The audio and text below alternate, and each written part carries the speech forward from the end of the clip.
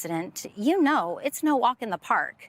Car repairs, medical bills, and lost time from work all add up. And if the insurance company isn't paying their fair share, you have to cover the rest, even if it wasn't your fault. That's why you need an advocate. Call us today, and we'll do everything we can to get you moving again. Come on. You deserve clear, risk-free advice to help get you back on your feet. You deserve an advocate. This is The Monty Show, the truth in sports talk streaming.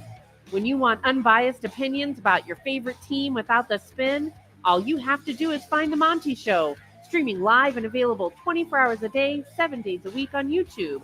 And now, here's Monty. Hey, happy Wednesday, September 25th, The Monty Show. Presented by the Advocates at theadvocates.com.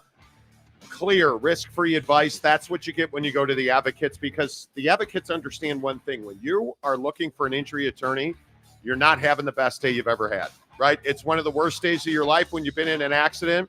Maybe you got hit by a semi-truck. Maybe you got hurt at work and you're not sure where your next paycheck is coming from. Let the Advocates take all of that off your plate. Chaplain Injury Attorney live online 24/7, 365, and it won't cost you a dime at theadvocates.com. Boy, oh boy, the Pac-12 expansion news just continues to happen. And we've seen a lot of things in college football expansion. I think we've seen a lot of things in realignment, and not much shocks us. I have to be honest with you when I say this Pac-12 lawsuit against the Mountain West is shocking on a lot of levels. And I am one of those people who believes you sign a contract, you believe in it, and you follow it, and you abide by the terms. And that's exactly what the Pac-12 is not doing with the Mountain West. They filed, the Pac-12 did, in federal court, a lawsuit trying to overturn a contractual agreement on these exit fees and penalties for poaching, an agreement they signed less than a year ago when the Mountain West reached out and did a favor for the Pac-12 and made a scheduling alliance so that the Pac-12 teams, the Pac-2, Oregon State and Washington State would have a football schedule this year, and then turned around, the Pac-2 did, and poached members and put the Mountain West in a position where it is fighting for its very existence. And then when other universities in that conference said, nah, we're good, we're going to stay here, that wasn't good enough. The Pac-12 has now gone to court and is trying to overturn a contract so it does not have to pay exit fees and poaching fees. And that would essentially put an end to the Mountain West. And here we are again. Whether it is the Pac-12 originally melting down and we're suing over contracts, whether it is Florida State for a decade trying to find a way out of a grant of rights that they still have not found a way out of.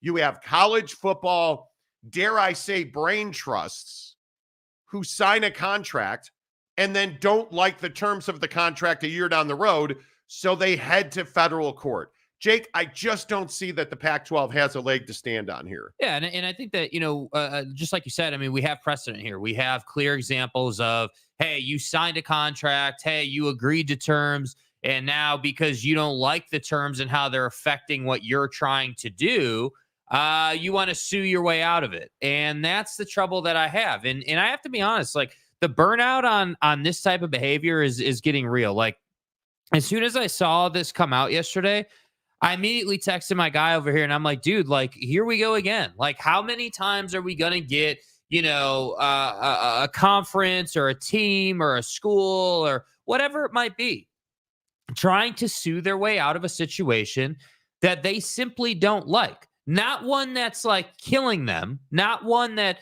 doesn't pay them, or not one that, just eviscerates any ability to move forward with what they're trying to do. No, we're just trying to sue to get out of paying fees that we agreed to when we signed a contract. And that's what I just don't understand. Like, I get the premise of, hey, when we signed the deal, we didn't know that this was the route we were going to be taking. We at that time when we signed that deal, our thought was, hey, we're going to merge together with the Mountain West. We're going to, basically we're going to take the Mountain West, we're going to take these two schools, and we're going to put a new conference together and essentially try to, at that time, rebrand under the Pac-12 umbrella. Isn't that why, if you're the Mountain West, you put a contract in place to protect your? Isn't that what a contract is all about? No matter if it's a real estate contract, an employment contract, whatever contract, you put a contract in place if you're the Mountain West to protect yourself. Right. And the problem with that is that we don't, and when I say we, I mean the proverbial we, like conferences, schools, like we don't care about that portion of it anymore. We just think,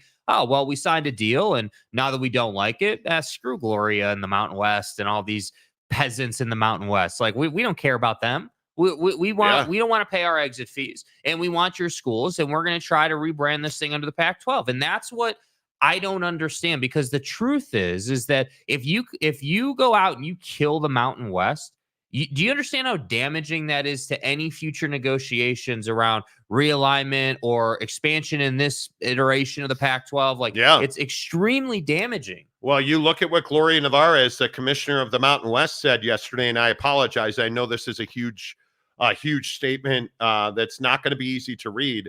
The Pac-12 conference, Gloria Nevarez, the commissioner of the Mountain West, the Pac-12 conference is challenging a contractual provision that is expressly agreed to and acknowledged was essential to the Mountain West Conference's willingness to enter into a scheduling agreement, all while advised by sophisticated legal counsel. End of discussion. That's where this should end. But unfortunately, it's not. Gloria Nevarez continued, quote, "At no point in the contracting process did the Pac-12 contend that the agreement that it freely entered into violated any laws. To say the Mountain West was taking advantage of the Pac-12 could not be further from the truth. Now that they carried out their plan to recruit certain Mountain West schools, they want to walk back what they legally agreed to. There has to be consequences for these types of actions." And I just couldn't agree more, bro. Like, again, when you sign this deal, you did it not realizing that, hey, like, a year from now, we're going to try to, poach a bunch of these schools, and we don't want to pay the exit fee, because the exit fee is probably extremely heavy for these schools and for the conference where it's at. And you just don't want to do that. And that's where I say, bro, you're going to try and take this thing to federal court. Who are you? Florida State, Michigan, Clemson? Like, how many examples do you need to know that you're not going to win this? You're not. This is basic contract law. Right, but I also think that this is what's wrong with the Pac-12. And if I'm truth-telling, this is what's always been wrong with the Pac-12. And I was talking to somebody close to the Mountain West who said, this is why there was hesitation to merge with the Mountain West with the Pac-12. This is why there was hesitation to act in good faith, because apparently at one point the Pac-12 said, well, we don't need contracts. Let's just schedule games. And Gloria Nevarez, as we've told you on this show, I believe she's a savvy operator as a conference commissioner. She did exactly what she was supposed to do. And she did what she had to do to protect the Mountain West. And again, in this country, we have contracts for a reason. And at some point, we have to learn, especially in professional sports, to live with the consequences of our actions. And if you are the Pac-12, this is who you've always been. And it's why there's such a poor stigma and reputation around this conference. And I understand that there are a lot of brands in this Mountain West, and now maybe it is Boise State, who's always looked to the Pac-12 shield as with loving eyes, I guess. Maybe they've always wanted to be under that helm. I don't know. But what I'm telling you is, at some point, we have to stop the destruction of the little guy. And that's what this feels like. But here's the truth. And here's what the Pac-12 can't get away from. You're not the big guy. You're just a little guy trying to screw your neighbor. The Pac-12 is not some elite power conference. Even if they win this lawsuit, the Pac-12 will not be looked at as a conference that is going to get into a situation where they'd have an automatic qualifier, where they would have, college football playoff money guaranteed. That's simply not who you are. And frankly, it's not who you're going to be. There is nothing that tells us, whether you win this lawsuit or you lose this lawsuit, that you are going to be looked at any different than the Mountain West is currently looked at and every other G5 is looked at. You're not a better brand. You're not a better product. You don't bring more people to the television. Even if you get UNLV, which I don't think you're going to, but even if you get UNLV, you're not a better product than any other G5 in the business. And that's what the Pac-12 can't get away from. And again, I point back to this Utah State situation. You freely added, you aggressively pursued Utah State, a university under a federal investigation for Title IX, violations that are the most heinous and are the only reason that Title IX exists today. And the Pac-12 overlooked all of that to add Utah State. And why did they do that? Because their belief is that adding Utah State cripples the Mountain West and would have forced other members of the conference to vacate for the Pac-12. So let me get this right. Again, you sold out your morals, you sold out your business values, and it got you absolutely nothing. That's who you are in the Pac-12. And I am at a place, in all seriousness, I am at a place where this now has, in my opinion, has no other way to end than doing damage to college athletics. This lawsuit, no matter how it ends, will damage college athletics. Yeah, and I'm curious, obviously we've talked a lot about how with the Pac-12, like Scott Barnes has, holds a lot of water in the room, right? Holds a lot of water in the discussions and the conversations and in the way the conference is going about doing things. And I'm curious if, because I respect Scott Barnes. I respect the job he did, and is doing at Oregon State. But this type of behavior is not something that I like or am fond of. And I think that it's just not, you're not working in good faith by doing it this way. I am so incredibly disappointed in you, Scott Barnes. Yeah. Like I am. This is not who you ever were in the time that I've covered you at Utah State. And as I've watched you operate at Oregon State, this is not who you are, but apparently it is. Apparently. Because Scott Barnes, whether he wants to openly say it or not, carries a lot of water in that Pac-12 town. And it's really disappointing to me that this is where we are, because all this says to me is you don't care about anything but ending the Mountain West. I understand business is business. But at some point, when are the people in the Pac-12 going to figure out that karma is undefeated? Yeah. You continually try to screw people, and you continually get screwed by your actions. You look at this, and I again will sit here and tell you, I think we've been pretty nails on what was going on. You look at what the AAC members did. USF essentially has said, hey, you know what? It's not worth it. It's not worth it. USF said there's no more money there. We're going to have to fly commercial because we do not have the budget to fly private. Right. It's too hard on our students. It's too hard on our staff. And there's no net benefit for us. There's no net gain. In fact, it'd be a loss. So did Tulane. So did Memphis. So did the AAC. And not only did you not get those members, you put the AAC in a position where they went to battle and built themselves. And I'm sure that y'all in the Pac-12 are going to be like, oh, see, we're helping. We are building college athletics. We are making stronger conferences. Sure. I don't disagree that the Pac-12 trying to decimate the G5 to build a better conference is why the AAC went out and so aggressively courted and is on the verge of announcing private equity deals. No question in my mind about that. But don't you dare turn around in the Pac-12 and take credit for that. Because what you're doing is fundamentally wrong. It's not what, and maybe I'm being utopic and virtuistic. Mm-hmm. This is not what college athletics is about. College athletics is about, I agree, competing at the highest level. But even if you won all of these battles and all of the AAC teams and all of the Mountain West teams got into the Pac-12, you're not competing at the highest level of college football. Exactly. You're not. So you're not a power conference. You're not getting an AQ. You're not getting college football playoff money. Yeah, the question of why are you doing this? For what? Like, what's the end game has been a question since day one. I've been asking that question since the first time you put out that garbage graphic of the Pac-12 insignia on a white background with, logos. Like, I've been asking that question since day one. And I think that it's a really perplexing situation. You put this thing out when you announced that this was what you were going to do. And I was like, well, hold on. That's only 6 schools. You need 8, and ideally you'd be 10. Why would another school join from their current situation? And that's my problem. You're doing all of this, which I agree is completely wrong, both morally, from a financial situation, from just the health of college football situation.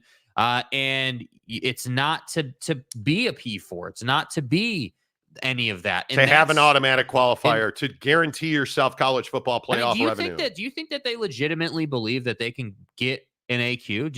Yeah, because I think they do, because the Pac-12 continues to struggle with this one thing that I've talked about for 5 years at least. The Pac-12 doesn't understand who they are and where they are. They don't get it. They never have, and they never will. It's why you would not go all streaming with Prime Video. It's why you were trying to guarantee people in your conference $50 million a year and told them you'd get it, and you never did. Yeah, it goes back to what Larry Scott told us at Media Days all those years ago. We're talking to Google, and I got the YouTube TV. How did that work out? It didn't. It didn't. And I am, as you can tell, I'm a little fired up over this. Well, but I think you should be. I'm tired of it. Yeah. Because this is terrible for college athletics. It's just not what has ever been right in the college football world. And I understand, like, you look at this situation at UNLV yesterday, where you had Matthew Sluka, the starting quarterback, who, as poor as he has been at throwing the football, the guy is one of the greatest rushing quarterbacks in his generation.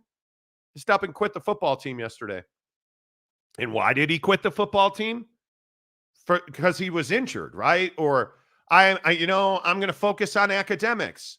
No, he quit the football team because he committed to UNLV based on certain representations that were made to me, which were not upheld after I enrolled.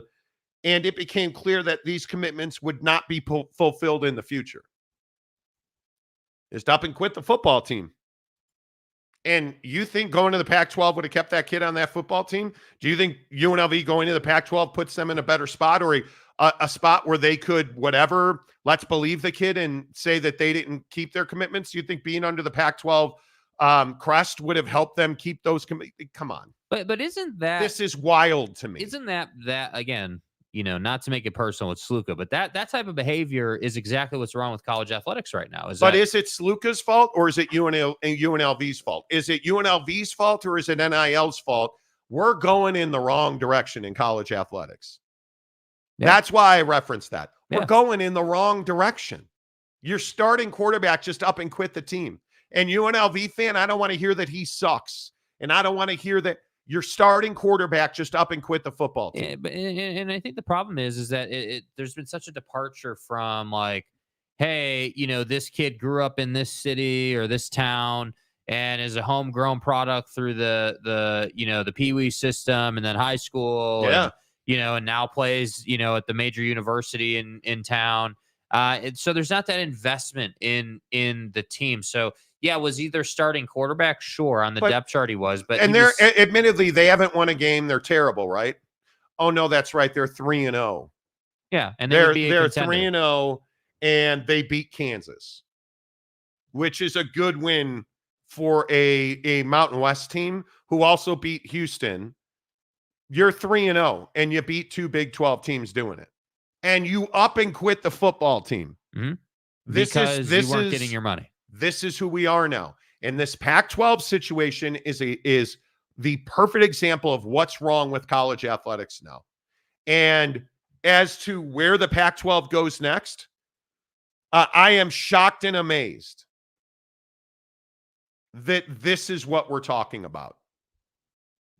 The Pac-12 is this power brand that everybody has to be a part of. So let's go and get UCONN Football. And multiple sources have confirmed that UConn and the Pac-12 have talked about football-only membership. Right.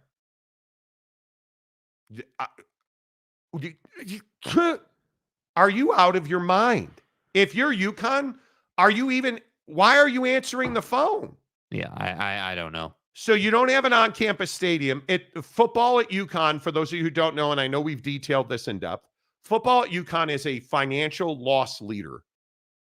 They lose money on football games at home. They lose money on football games because they don't have fans, they don't sell tickets, and they don't sell concessions.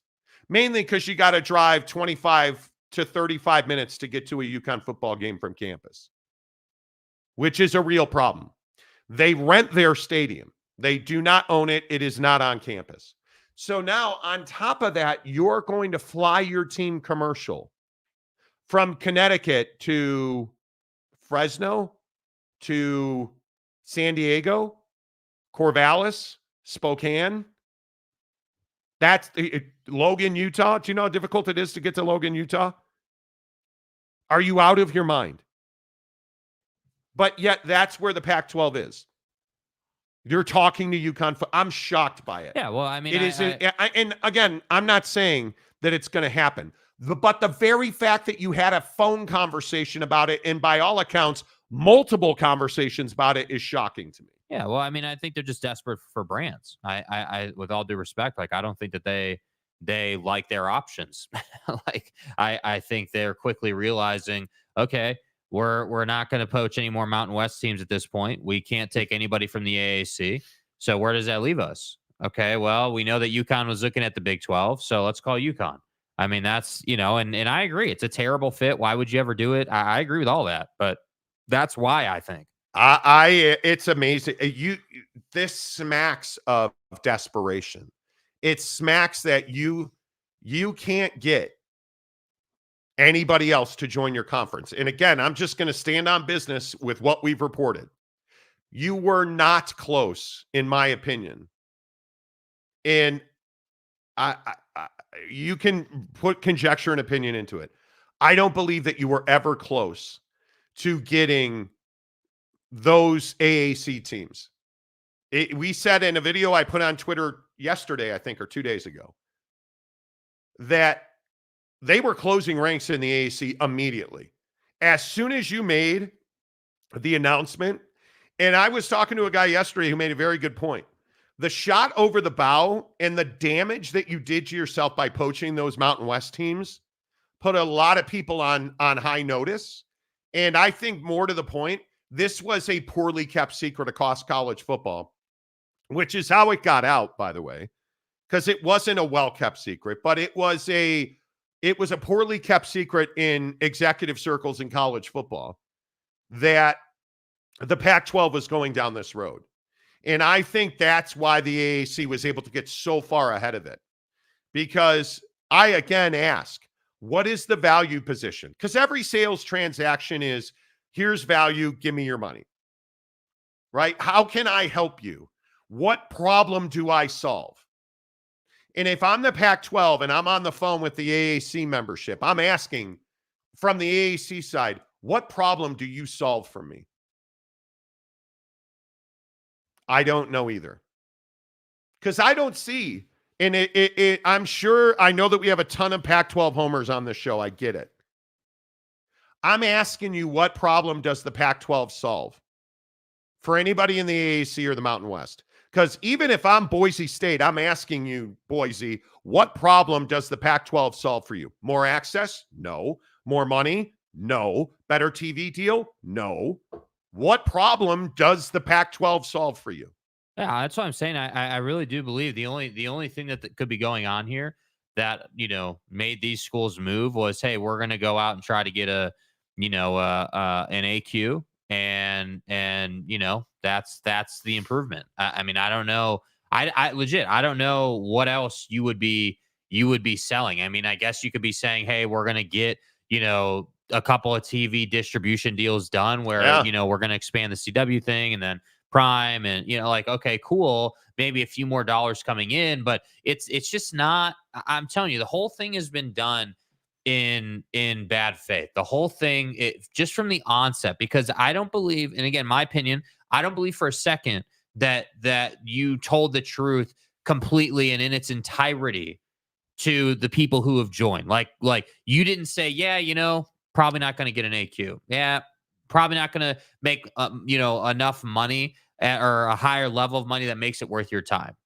But And if you're Boise like, State and you're being sold on, because I'm with you, I can only imagine, and I've heard this before, I can only imagine that the pitch was, hey, we're going to have greater access to the college football playoff, and we're going to build brands and matchups that are big TV numbers. So we're going to be able to pull a bigger TV number than you're getting now in the Mountain West. Come and join us.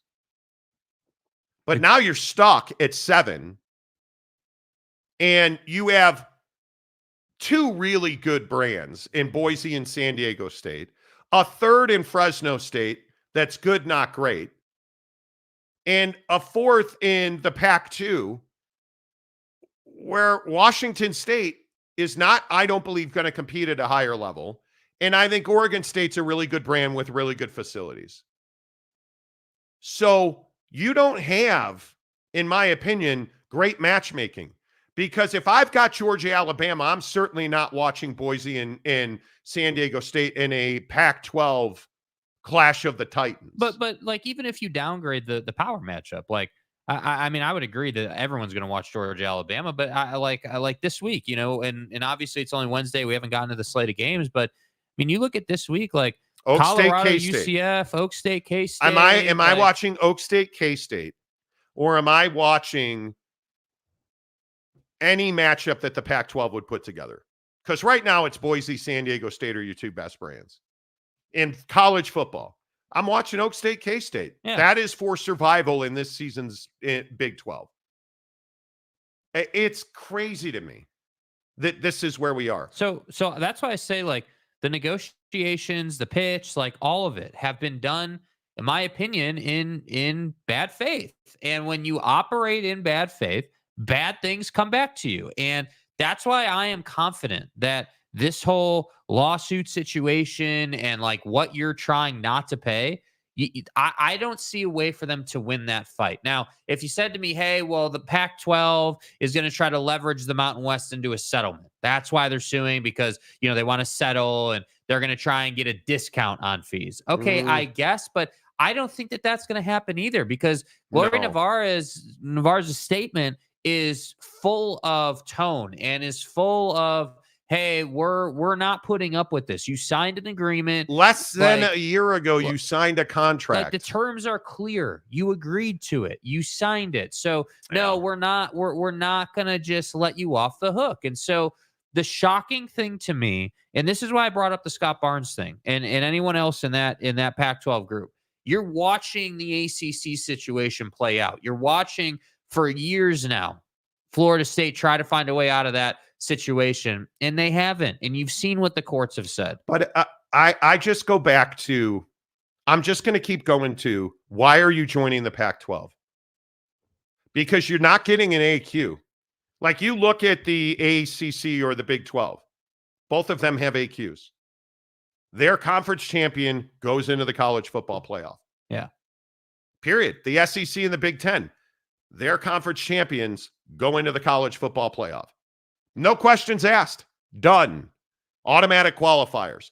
The highest ranked G5 conference champion goes into the college football playoff. Done. So what is the Pac-12? Do you think you're getting a second G5 AQ? You're not. Why would the SEC or the Big 10? And then down the line, the Big 12 and the ACC. And remember, the managers of the College Football Playoff Committee are not just power conference representations. It's G5. It's full NCAA representation. The power conferences are not going to vote for that. And then you look at what we've reported on this show for the last week, that people are looking at the Pac-12 as absolutely killing the G5. And they're not looking at that in a good light. That's a terrible thing for the G5. You look at the membership and the representation of the Mountain West.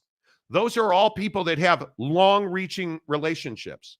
So you think you're going to get an extra AQ. Why would those people vote to help the Pac-12 destroy the rest of the G5? Because it wasn't just the Mountain West you went after.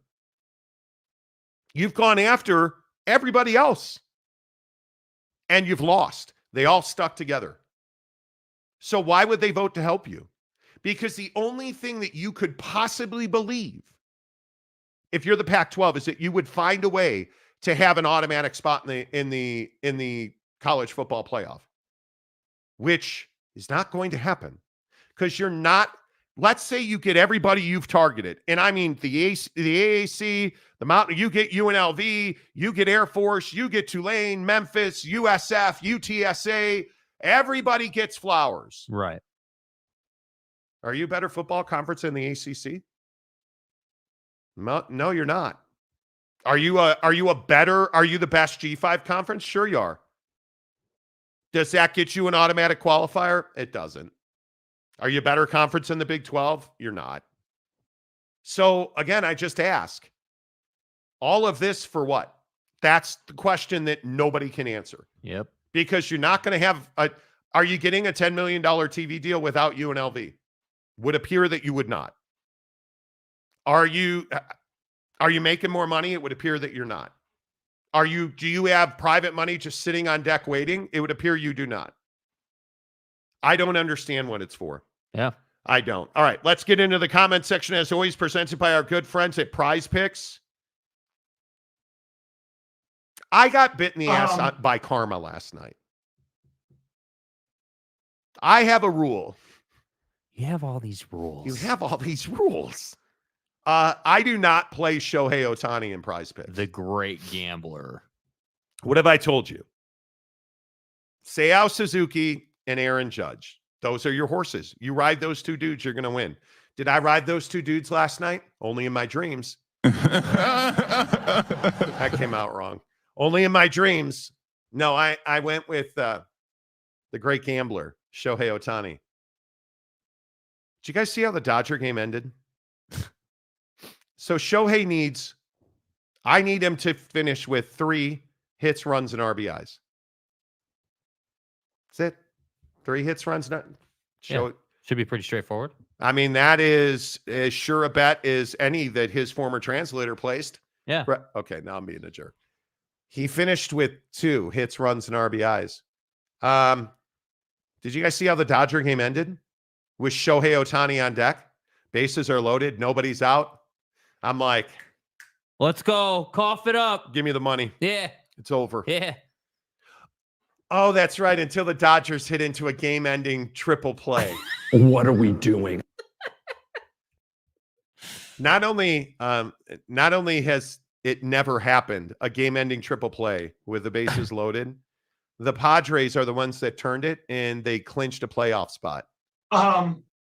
It's never happened before. First time in history. It took a history-making event to stick it up old Monty's tailpipe. Yeah. With Shohei Ohtani on deck. Huh? Asia Wilson last night. I've fallen to the point in this life, and I come to you and I ask for mercy. I've fallen to a point in this life where I am prize picking WNBA games. I hesitate to pick up the phone, but I will.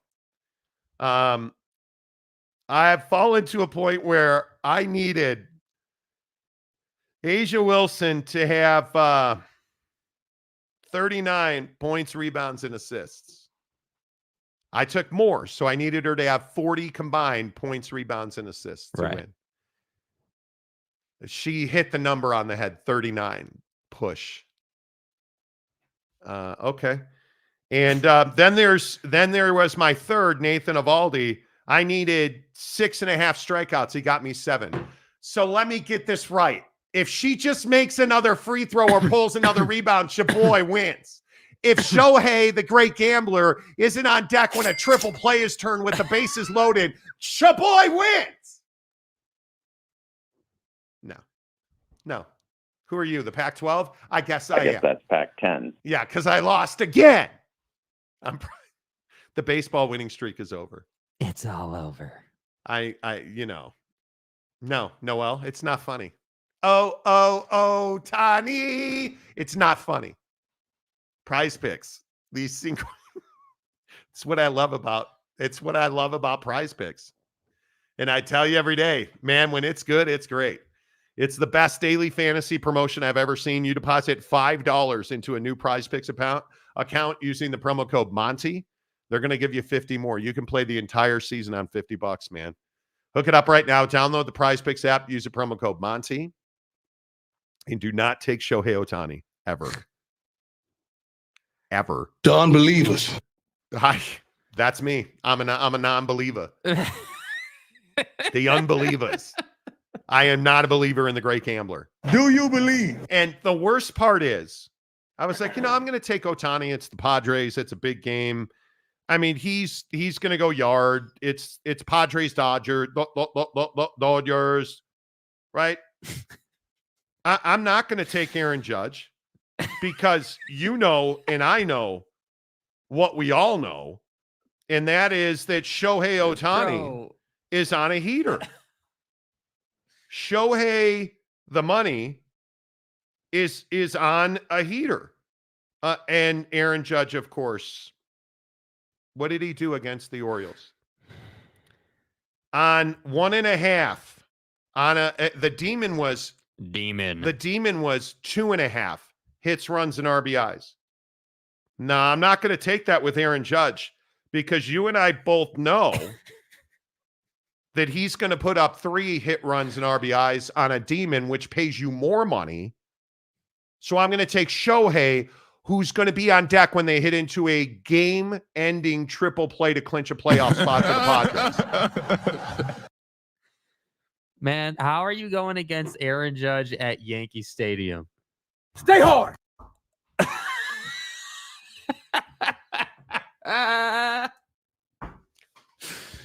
That's all I have for you on Prize Picks. I will have my revenge. In this Screw you. life or the next. And the funny thing is, I hate the Dodgers like it's my job. Like I hate it like who are you, communists? Like I hate them like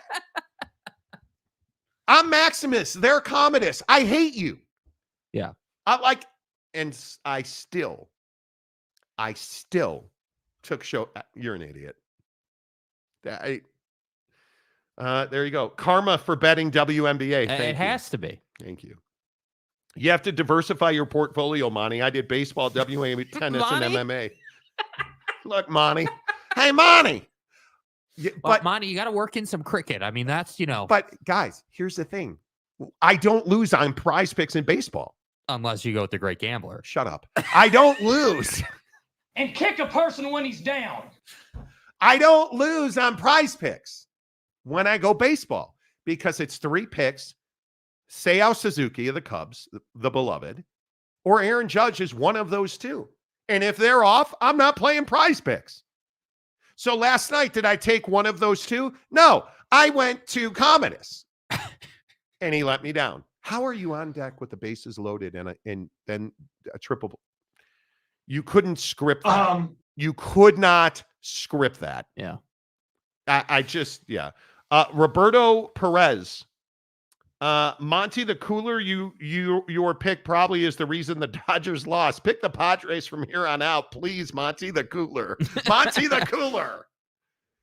And the funny thing is, we've talked about this on the show. You know how we all have our teams, right? Like Right. I'm a Cubs fan. Right. But who's my second team? Wales Vagina. San Diego Padres. And I still pick Commodus. Yeah. It makes me losing sucks. Yes, it does. Willie Wilson, the house always wins. Then I'm the house. Mike Smith, prize pick piping portion of the Monty podcast. You know. Giggity, as the kids say, womp womp.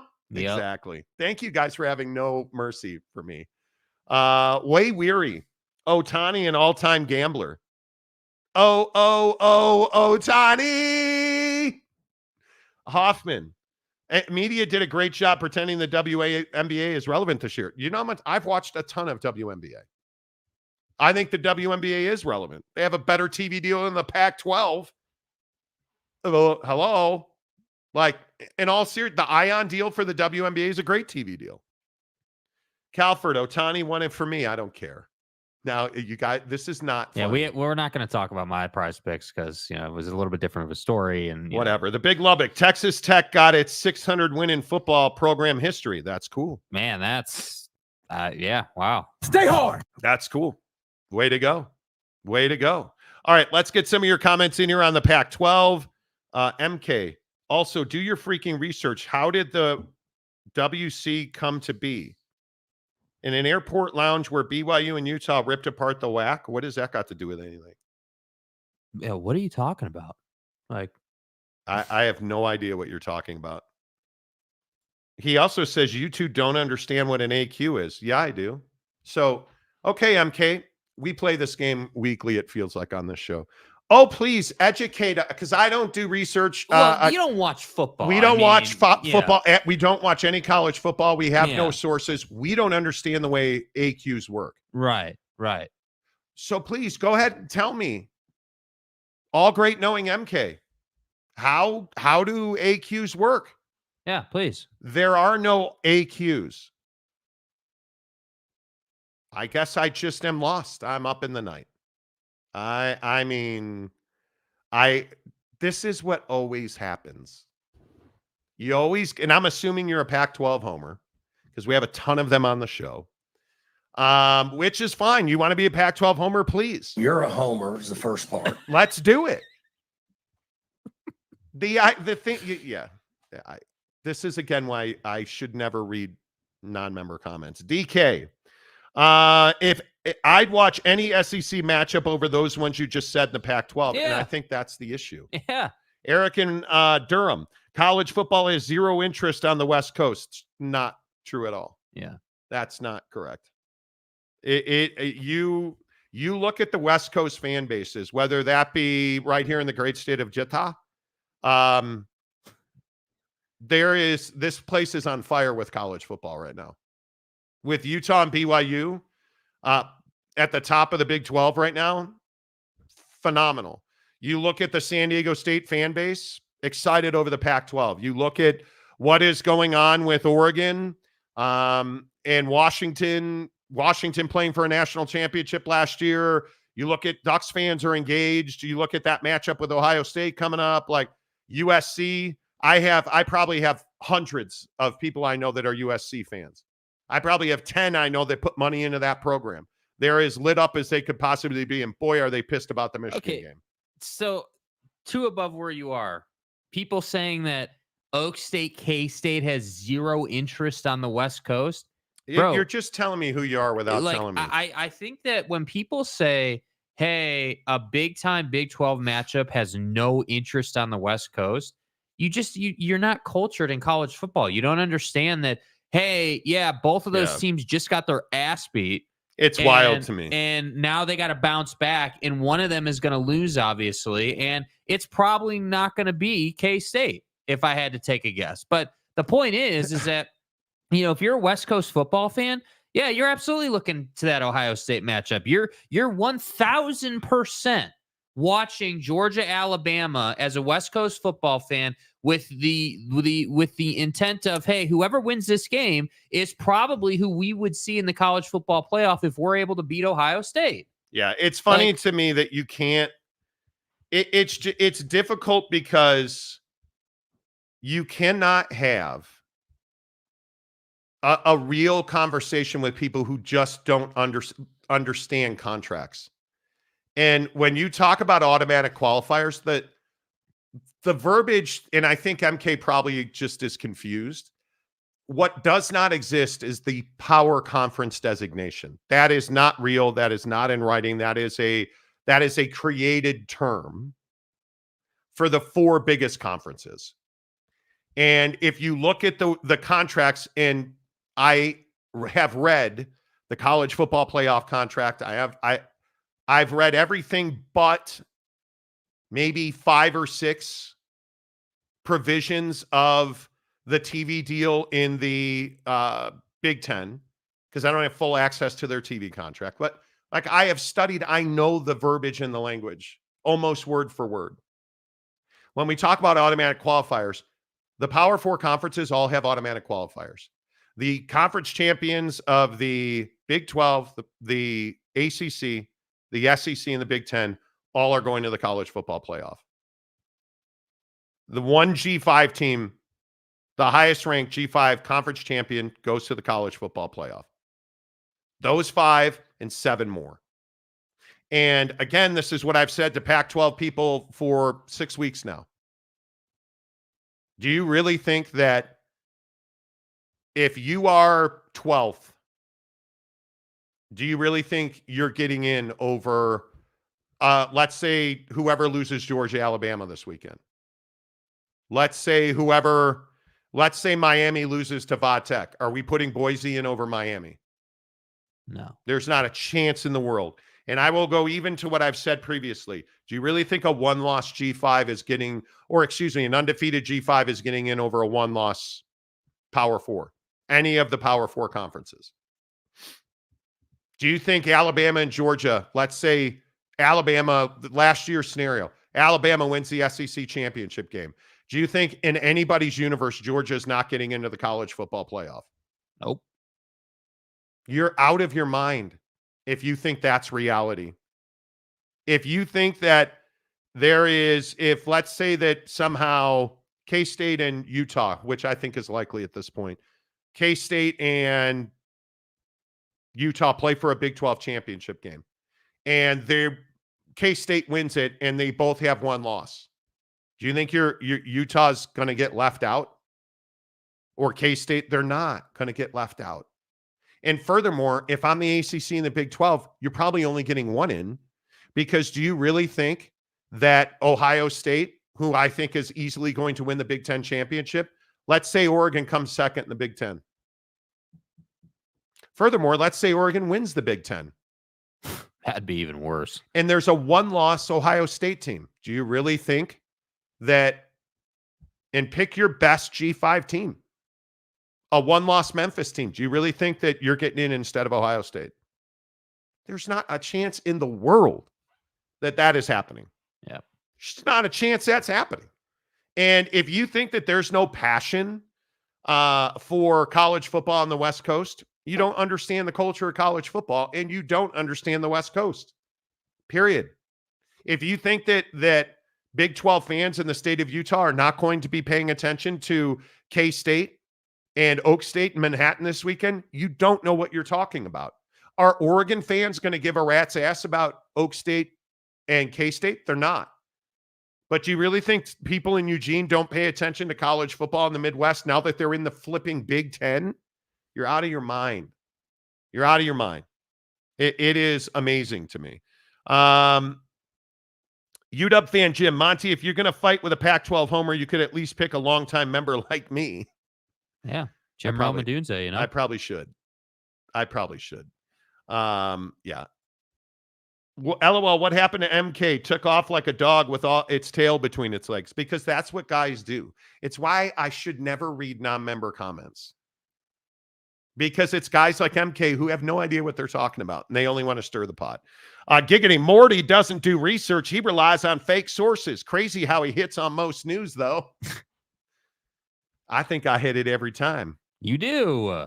You do. Hello?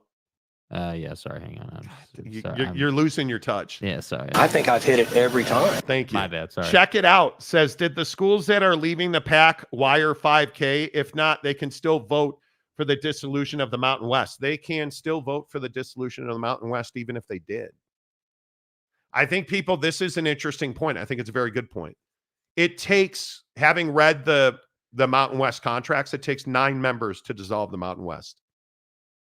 And there are 7 left.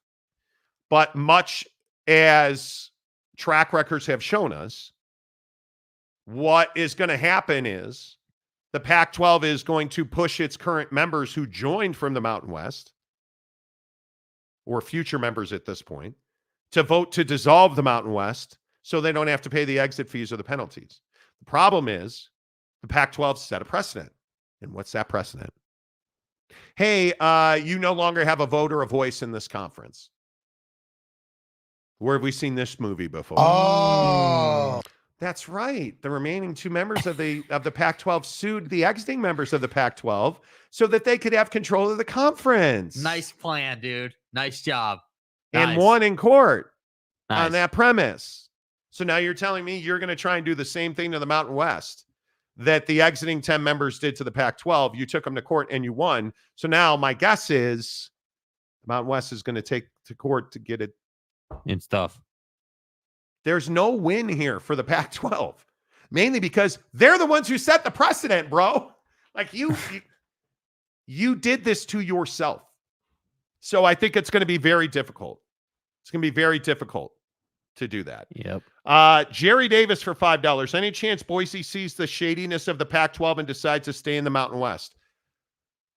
I think the Mountain West would take them back at a substantial penalty. And this is being talked about because the Pac-12 is struggling to get members.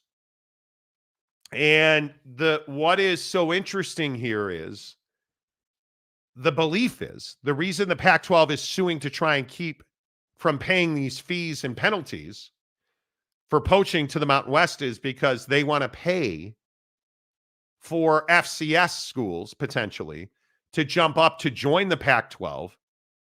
They want to pay the $5 million fee. Essentially, hey, go ahead and pay that $5 million fee. Here's a $10 million stipend for joining our conference. Here's a $10 million new member bonus. That's what they're trying to figure out because the money is not endless in the Pac-12. They have a bit of a war chest to help offset the exit fee and the penalties, but they don't have enough to pay everybody. And they're trying to sell the new members on, hey, we're going to pay less of your exit fee and your poaching penalties because we need to pay this as bonuses for other schools to join. And that did not work. It didn't work. And it didn't work in the AAC because the travel cost.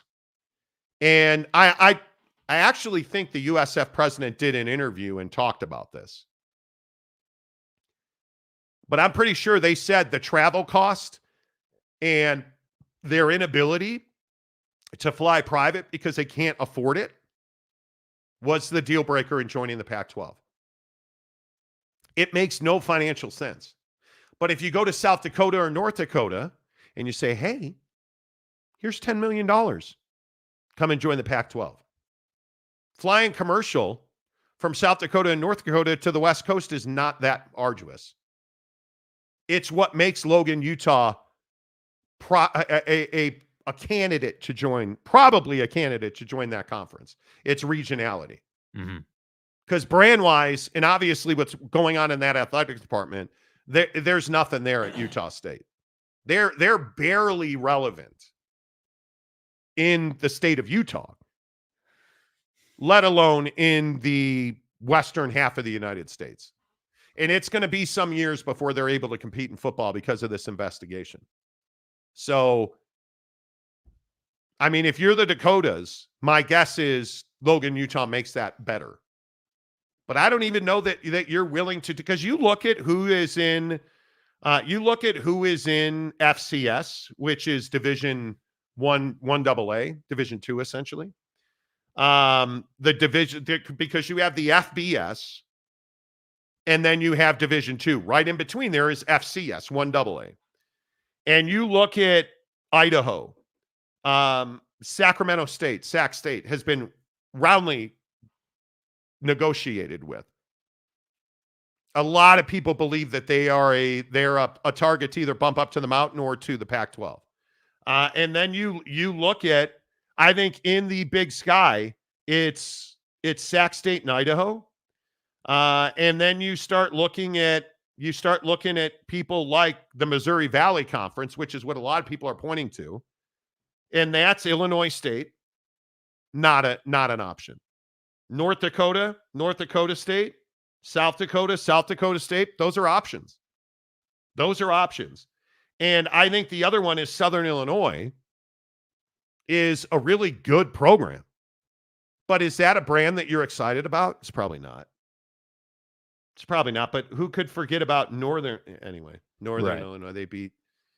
Okay. My point is, I think that's where the Pac-12 is. The Pac-12 is trying to figure out how to pay for things. Yeah. Calford gifts 5 Monty Show. Whoa. Make that 10 because he gifts 5 more, so 10. Appreciate you, Calford. Thank you very much. Let's see. Thomas Reed. I remember when Ralph Friedgen, there's a name from the past, at Maryland, and they would finish 1-2 losses and they still not crack the top 10, and they were in a Power 5, so no group teams will not beat out P5 mid-tiers. Yeah. That's what I'm saying. Like, it's a pretty straightforward concept. I think he's the same troll that was coming for Mike the other day under a different alias. Could be. Roundabout. Unless a G5 schedule includes unusually strong lineups, they are not getting in above a 1-2 loss P4. I would totally agree with that.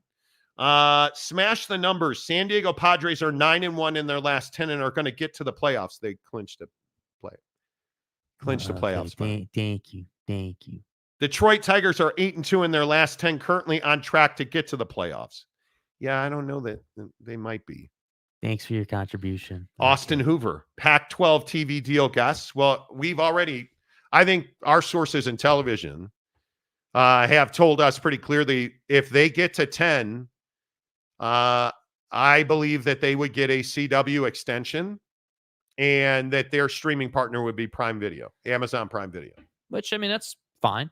That's a decent setup. That's good. That works. I think it's always more ideal to have just one home and have all that money kind of just, right. at CW and Pat, but, in their situation, I and I said this yesterday, I do think that at some point, one of these TV deals is not going to be network based anymore. It's going to be fast channel based. It's coming. I'm telling you. And you're going to have streaming taking over. And, it just takes someone with the guts to do it. And we haven't seen someone willing to do that yet. Fast channels are where it's at. Free ad-supported television, essentially, is where that's at. And if you look at, there's a service called Amazon Freevee, where I watch Chips from the 70s, Chips with Poncherello and Baker, right. is a great show. That's the kind of TV you're going to get. But I also think if you're an Amazon Prime member, there's real value for you in watching your football team on Amazon Prime. Yeah. You're doing it with Thursday Night Football. You're doing it with Dion's Prime show. They're doing it with the NBA. Amazon Prime wants to be your home for streaming sports, and they're not far from it. And I think the only thing for folks like Amazon is you have to make sure that the games are exclusive to Amazon, because if it's on the CW and on Amazon, I'll just watch it on YouTube TV. Yeah. And then there's this situation with Gonzaga, which I think is very interesting because we have a pretty good in on information around Gonzaga to the Big 12. Gonzaga. And I think this is a really important conversation. Is Gonzaga joining the Pac-12? In short, the answer is no. And we're going to show you some Brett McMurphy and other reporting on this in a moment. But we have been telling you that Gonzaga has an open invitation to join the Big 12. And I confirmed yesterday that is still the case. But Gonzaga has said maybe. Not no, certainly not yes. They have said maybe. And as we discussed on the show yesterday, Gonzaga is a little hesitant to join, I am told, a power league where they are not assured of an NCAA tournament spot, because as much money as they're leaving on the table, being in the WCC from a media rights standpoint, they make that money back in more through branding and tournament shares. Risking that is a non-starter for Gonzaga. And it's why they have not joined the Big 12. And it's why they did not previously join the Pac-12. I am told that Gonzaga did get a Pac-12 invitation. And again, they have done the exact same thing to the Pac-12 that they've done to the Big 12, which is to say, maybe. They have not accepted it. They have not declined it. They said, maybe. Because I also think they're very much in the same situation for different reasons than the AAC members who said no. And that is that you don't know what you're signing up for. And if you are Gonzaga at this point, you've got it good in the WCC. Could it be better? Is the grass greener in a Pac-12 situation? You don't know, because you don't have a TV deal. You don't know who your fellow conference members are going to be. You do understand that San Diego State's a pretty good basketball brand, and Gonzaga and San Diego State being in the same conference is a pretty good foundation for college basketball. But what Gonzaga cannot do is make a mistake here and leave the WCC for the Pac-12 and not be on television regularly and not have matchups with clubs like St. Mary's, who is also a really good basketball program. And you look at the other members of the WCC, there's some good basketball programs in there, but clearly Gonzaga's the toast of the town in the WCC. And there is not a lot of reason for Gonzaga at this point in time to leave the WCC to go to the Pac-12, which is why they said, maybe. The Pac-12 has to build, and the Pac-12 has to be able to show Gonzaga, hey, this is why you want to join with us. You want every one of your games in basketball on Amazon Prime Video? Come and join the Pac-12. Hey, do you want a full share, $10 million just for being a basketball and all your other sports, even though you don't play football? Come and join the Pac-12. But the Pac-12 doesn't currently have the ability to do that, Jake, and I think that's why you saw Gonzaga say, maybe. Yeah, I mean, the opportunity just isn't attractive enough at this time. And I think that, Gonzaga doesn't want to move or change the situation or anything like that until it's a sure bet. And I think I respect that. I think Gonzaga and what they've built is very respectable, obviously. I mean, every single year being in the tournament, essentially, like always a marquee brand in that way. Like, I think, they deserve a lot of respect, but I again sit here and ask the question, like we have all day today and seemingly the last several shows we've done, like, what is the point of joining the Pac-12 right now if you're Gonzaga, if you're this school, if you're that school? Like, there's not enough value in the Pac-12 situation to make Gonzaga move. And I think, why would they not want to go to the Big 12? Well, the Big 12 is too good of a basketball league to ensure that you're going to win that conference every year. So, it's not that the Big 12 sucks. It's just that Gonzaga has it so good in their current situation. There's somebody that,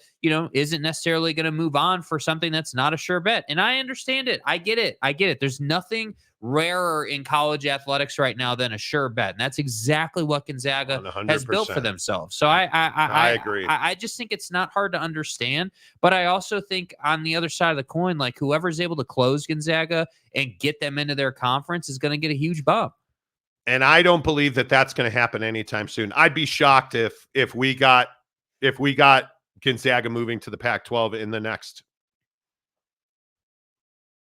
6, 8, 10, 12 weeks this year even. Yeah. Because there's no motivation for them to go. And if you look at our reporting on Gonzaga, we have been consistently ahead of the national media on that. We told you almost, I guess, 2 years ago now that Gonzaga had an invitation from the Big 12. Yeah, it goes all the way back to Brett Yormark's very first remarks in Kansas City about Gonzaga. It Dennis does. Dodd asking him about it. And, I mean, this has been an ongoing thing. And I think, again, everyone wanted to say, oh, well, they haven't joined the Big 12, and that's because the Big 12 sucks. And it's like, no, the Big 12 doesn't suck. It's the exact opposite. The Big 12 is, in fact, too competitive of a basketball conference and league for Gonzaga to feel like, yeah, this makes sense. Because it doesn't make sense. Yeah. And I think at the end of every day, and you look back, man, how did Gonzaga not join the Big 12? Because it didn't make sense. And I think Brett Yormark did everything he could do to get Gonzaga and UConn in this league. And it just, from a financial standpoint, for the Big 12, it didn't make sense to add UConn because you had to pay for their football program. 100%. And with Gonzaga, it doesn't make sense. You're going to lose money joining the Big 12 as a basketball member. You're going to lose money. You're going to lose access because you will not, in this league, in the Big 12, Gonzaga will not go to the NCAA tournament every year. They will not. This league, we can debate this, but it's too good. The basketball in this league is too good. There are very few Houstons in this world who join the league, and it's like, damn, Houston's the best team in this league. There are very few of those. And I think if you look at the four corner schools, basketball only got better. Basketball, the Arizona schools, while down a little bit, are still very solid. Colorado basketball last year was obviously very good. The run-in Utes are coming. The lady Utes are phenomenal. Women's basketball matters, by the way. Yes. I know we don't want to talk about that. Women's sports, specifically women's basketball, matters. And I think you look at the commitment that Utah has made to women's sports, it's fantastic. So if you're Gonzaga, does it make a lot of sense to leave? You want to talk about auto bids, to leave the WCC where you're in the NCAA tournament every year because their champion has an auto bid? Would you leave that to go to the Big 12? No, I wouldn't. Nope. Doesn't make sense.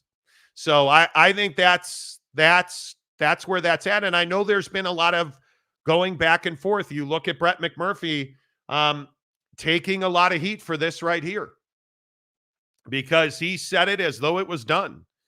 Pac-12 still needs minimum of 2 football members by 2026. Gonzaga, even without football, will receive a full conference revenue share in the Pac-12. To which Ben Portnoy, not to be mistaken for Dave Portnoy, the pizza guy at Barstool, Ben Portnoy at SPJ, Sports Business Journal, Ben Portnoy. The report linking Gonzaga to the Pac-12 is not correct. Sources close to the discussion tell Sports Business Journal. And again, I want to point out, where is this? This is Sports Business Journal, but look at the date, September 23rd. Right? So I will just continue to tell you. Today is September 25th. I think we talked about this last Friday. Thursday or Friday, you can go back. We're running, boys. We're ahead of it. And then you look at Nicole Auerbach and NBC Sports. The report stating Gonzaga is headed to the Pac-12 is not accurate. Both sides are having serious conversations. Nothing has been agreed upon by the parties at this point. And then you look at the tweet at the bottom. Discussions could certainly progress and lead Gonzaga to decide to leave the WCC for the new Pac-12, but that has not happened at this point, multiple sources say. And by the way, I just want to point out, you think Portnoy and Auerbach are talking to similar people? You notice how similar that verbiage is in their tweets, right? That the reporting that Gonzaga is leaving is not accurate. They both said the same thing. And I just go back to Memphis. I've been telling you, Memphis is not joining.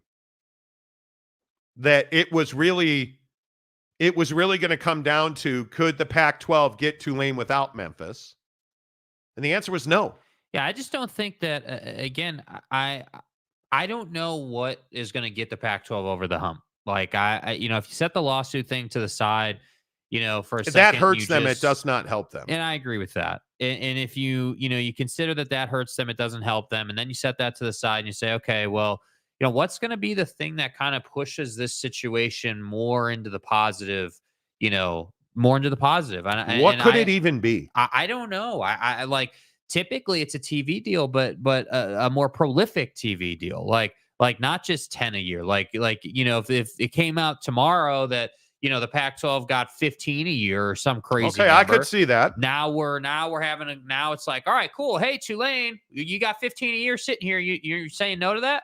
Like, Gonzaga basketball, we're going to give you $15 million a year not to play football. Okay, that makes tremendous sense. Now we have something to talk about. But I don't know, man. I continue to say it. I think that, I was thinking about this last night when we have situations like this, and it crossed my mind with the Florida State thing.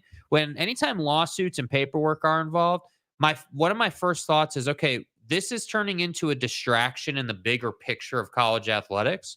And what's taking place that we're not seeing yet. Like, notice everyone's gone off of the Super League thing. Like, that's kind of chilled out, but that doesn't mean conversations aren't still happening and that process is at play. In fact, I think the Super League to happen needs people to stop talking about the Super League happening. Yeah, and I feel like this Pac-12 thing is now turning into like this itch that won't stop itching. It's a distraction. It's a negative, thing But taking place. They did it to themselves. They did 100%. They did. I hope for fans of the Pac-12, man, I really hope that at some point, and this is outside of Kirk Schultz, and I guess that's a big voice, and he's retiring. I really hope that whoever is the new leadership voice in that conference gets a grip on who they are and where they are, because I think they are lost in the game of perspective. They are just lost. They don't understand. Like, you are not helping yourself suing the Mountain West. I think that move right there. And it's the same thing at Florida State. And I think we've even said this. We're going to look back on that lawsuit and we're going to say, that's where you lost this game. You messed it up. That's where you overstepped. I understand why. I am even on board to a certain extent with the Pac-12 poaching the Mountain West. I think we talked about it when the scheduling alignment came out. I think we all knew this was the eventuality. Yes. But then when you lost, it wasn't good enough. You went to court where you're going to lose again. And it's incredibly disappointing. And what should have happened here, you should have merged. And you should have had Gloria Nevarez be the commissioner of the new Pac-12. Do you guys recognize the similarities between the ACC and Florida State and between the Mountain West and the Pac-12? What was the question we were asking in Florida State? Hey, well, okay, let's say that you win. Then what? Well, like, what's the point of all this? Because you're not just going to get into another conference, right? No. And we're asking the exact same question of the Pac-12. Let's say you win. Then what? What so these schools, so you win the lawsuit, you don't have to pay the fees, and then what? You're going to add a slew of schools that don't exist? Yeah. Like, is that what we're talking? Like, come on, dude. Like, I just that's my problem. But again, who's the loser here? The Pac-12. Pac-12 is clearly the loser. Oregon State fan. Oregon State football. Memphis. Is there anybody on this show right now who doesn't think Memphis belongs in a power conference? That's a really good football team, and their basketball program ain't half bad. Tulane. Are you telling me Tulane doesn't belong in a power conference? Yes, they do. Yeah, I think they've shown that. Yes, they time do. and time again. But that you deserve what you've earned. Only what you've earned. Yeah. And it's not what you're capable of, it's what you're willing to do. And in this situation with the AAC, they're not willing to join the Pac-12 because the Pac-12 can't deliver a power conference. And frankly speaking, if I'm USF and I'm about to break ground in a matter of days on an on-campus football stadium that is 30, I think it's $300 million. Yeah. Why would I go and join a West Coast conference where I'm going to lose money on football? That makes zero sense. As a very competitive football program. And if I am Gonzaga, why am I going to leave an auto bid, a guaranteed recruiting pipeline? Because kids want to play, especially the one and dones. And I know Mark Few doesn't often embrace those guys, but a pipeline of recruiting, which is national TV. I'm playing Michigan State on aircraft carriers in San Diego. Program. Not because I was a 500 team in the Pac-12 or the Big 12. Rather, and not because I'm getting less money in the Pac-12. No, because I dominate the WCC and I can paint a picture that I have real competition in St. Mary's down the road in the Bay Area. Like, why would I leave that? Well, and I think so. Roundabout down here, second from the bottom, saying no idea how they're going to pay for that stadium. They've got that all planned out. That's covered. That's the point. The point is that they've got that covered already. That's all. Like, they've got that earmarked. The money's there. That's why they're breaking ground on it. And so the conversation is not how they're paying for the stadium. The conversation is, why would you take on more risk for something that is not an assurance? The financing conversation at USF is, how are you going to pay for commercial airfare, infrastructure, humanity, equipment, like everything that it takes to fly commercial to play college football, that's what you can't pay for. For what? At the end of the day, what's the gain? Mountain Mama says Memphis is a good football and college school. Yes, it is. They need to upgrade the stadium. They can also bring FedEx money who offered to pay for a championship game. 100%. They have dollars. I agree their facilities need an upgrade. And Memphis is dealing with some political issues as well. You look at the situation, they're not dissimilar to Miami, who needs a better stadium situation. Right. Yeah, I just think that, USF, like, I first of all, I think when you're in Florida, that's a totally different landscape than being in. But I can draw the timeline, though, Jake, with you look at UCF. Yeah. They've built along a very similar trajectory to USF that USF is going to take, right? And you look at Memphis needs to kind of follow that same plan. Mm-hmm. Memphis is, if they continue to do what they're doing, they're 3 to 5 years away from that. And you can hasten that timeline with cash injection, which if the ACC does bring in private equity and private money, as they say they're doing, that could certainly change that trajectory. But you look at USF, that's 18 months. Right. That's a really short timeline. And my God, the college football world could be completely different in 18 months. And that's why I give them a lot of credit for investing in an on-campus facility. I like, it tells me that, at USF, they understand what the environment you got to create, like the public image you got to create. And I think that, the state of Florida is such a, it's such a firecracker with business and how things are done. And, UCF setting a precedent, getting into a power conference like the Big 12, like that basically laid the foundation for USF to go and just copy the model. And that's why they need the stadium. And I will never be shocked when a G5 school says, we're not going to pay to fly across the country constantly. I mean, I agree. Again, it's Stanford, right? The only reason Stanford can do the ACC is because of the endowment and because they don't have to care. It's very clear. Make sure you hit the like button. We're approaching well over 2,500 views on the show today, and we only have 57 likes. So if you're here, please hit the like button. If you're watching on social media, hello, Facebook, X. Hope you guys are having a great day. The X platform. Come on over to YouTube. Just Google search The Monty Show, Monty, The Monty Show. And hit subscribe. Give us a thumbs up. It really helps the channel grow. A couple other things I want to get to real quick because I know we've belabored this thing. This Alan Bowman comment. Man, and I don't know if Oak State James is here today or not, but every time Alan Bowman speaks, I feel like a little part of Oak State James's soul dies.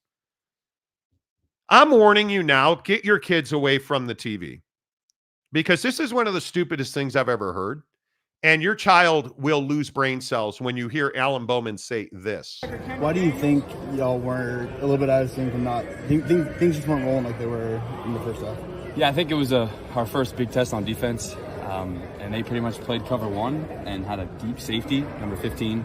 It was a great player, and so that was the first time that we've seen that all year, fall camp or not. So it was going to take some time to get adjusted to a new style of defense that we haven't seen yet this year, and so I think that initially, and then some one-on-one matchups we didn't win, and then obviously some throws I missed and didn't execute on. Don't the receivers kind of lick their chops though when they see that man one? Oh, absolutely. Yeah, it's I think it was the first 35 snaps of the game. They just went cover one or cover one blitz. Right. So, as a quarterback and as a receiver, you get excited for those opportunities because you make you look really good, or they can also make you look not as that great.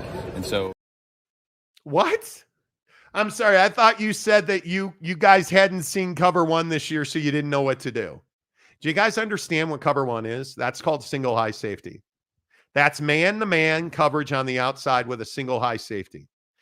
This is candy from a baby. All this is, hey, I'm going to run stribbling on a go route left, and I'm going to keep my eyes down the right side of the field so I can manipulate the safety, and then I'm going to turn and number throw. 15. Good old number 15 over there. Luke Batari, number 15 for Utah. Yeah, this guy here. Lighting the U. I'm just going to use my eyes to manipulate the safety and get him on the other side of the hash so that I can throw the deep ball down the left sideline. So what do you mean you haven't seen cover one or cover one blitz in fall camp or in the games leading up to what? You don't, and I know you guys know this, and I'm not trying to be simplistic. You don't have to do much prep on cover one. If they're showing you, and again, I want to make this clear. What Utah did with their defense against Oak State, and I've watched almost all the game tape twice now, all they did was show blitz with the linebackers, and they would drop linebackers into the underneath and play single high. And they would occasionally blitz off the corner. You would have a backer come through the A gap. But why are they playing cover one, Alan? Nothing exotic. It's not exotic. Why? But I would have loved for someone to ask him in that moment, why do you think they were playing cover one? Oh, that's right, because they don't respect your ability to find Stribling down the left sideline. So all they're going to do is play single high safety with man coverage across the board, and they're going to put 7 guys in the box, and they're going to force you to show them you can complete those passes. And when you couldn't, what did they do? And this is what I love, too, at the end of the game, and this is what we talked about Monday. They didn't go from, cover one to 0 blitzing you. What did they do? They went from cover 1 to cover 2. The most basic of basic defenses, dude. And while this is not him kicking puppies or anything, I bring this up to point out that now we're not the only ones being like, I'm sorry, Alan, what did you say? Like, the Oak State media got on him a little bit for this. And I say amen, because if you're Alan Bowman with Ollie Gordon behind you, you should be play action faking that all day long. Because why do you play cover one? Because you're stopping the run. Yeah. It's or disrespectful. You're not scared. Yeah. It's disrespectful to Alan Bowman and that group of wide receivers to play cover one, which is, again, man on the outside.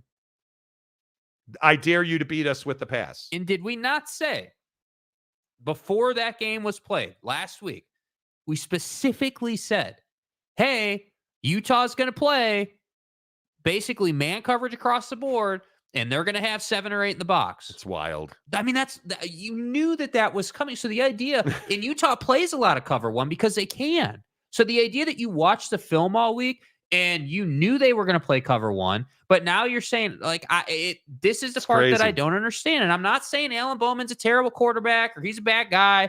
Not making it personal. Average quarterback. Well, all I'm saying is, as the leader of a football team, and we all agree quarterbacks are typically in college football the leader of your team, you can't in the media that following week say you don't know what to do against cover one. We hadn't seen cover one. We didn't know. You can't say that, dude. That doesn't work. That's not a good look. And you guys are going to think I'm being an asshole about it. I'm not.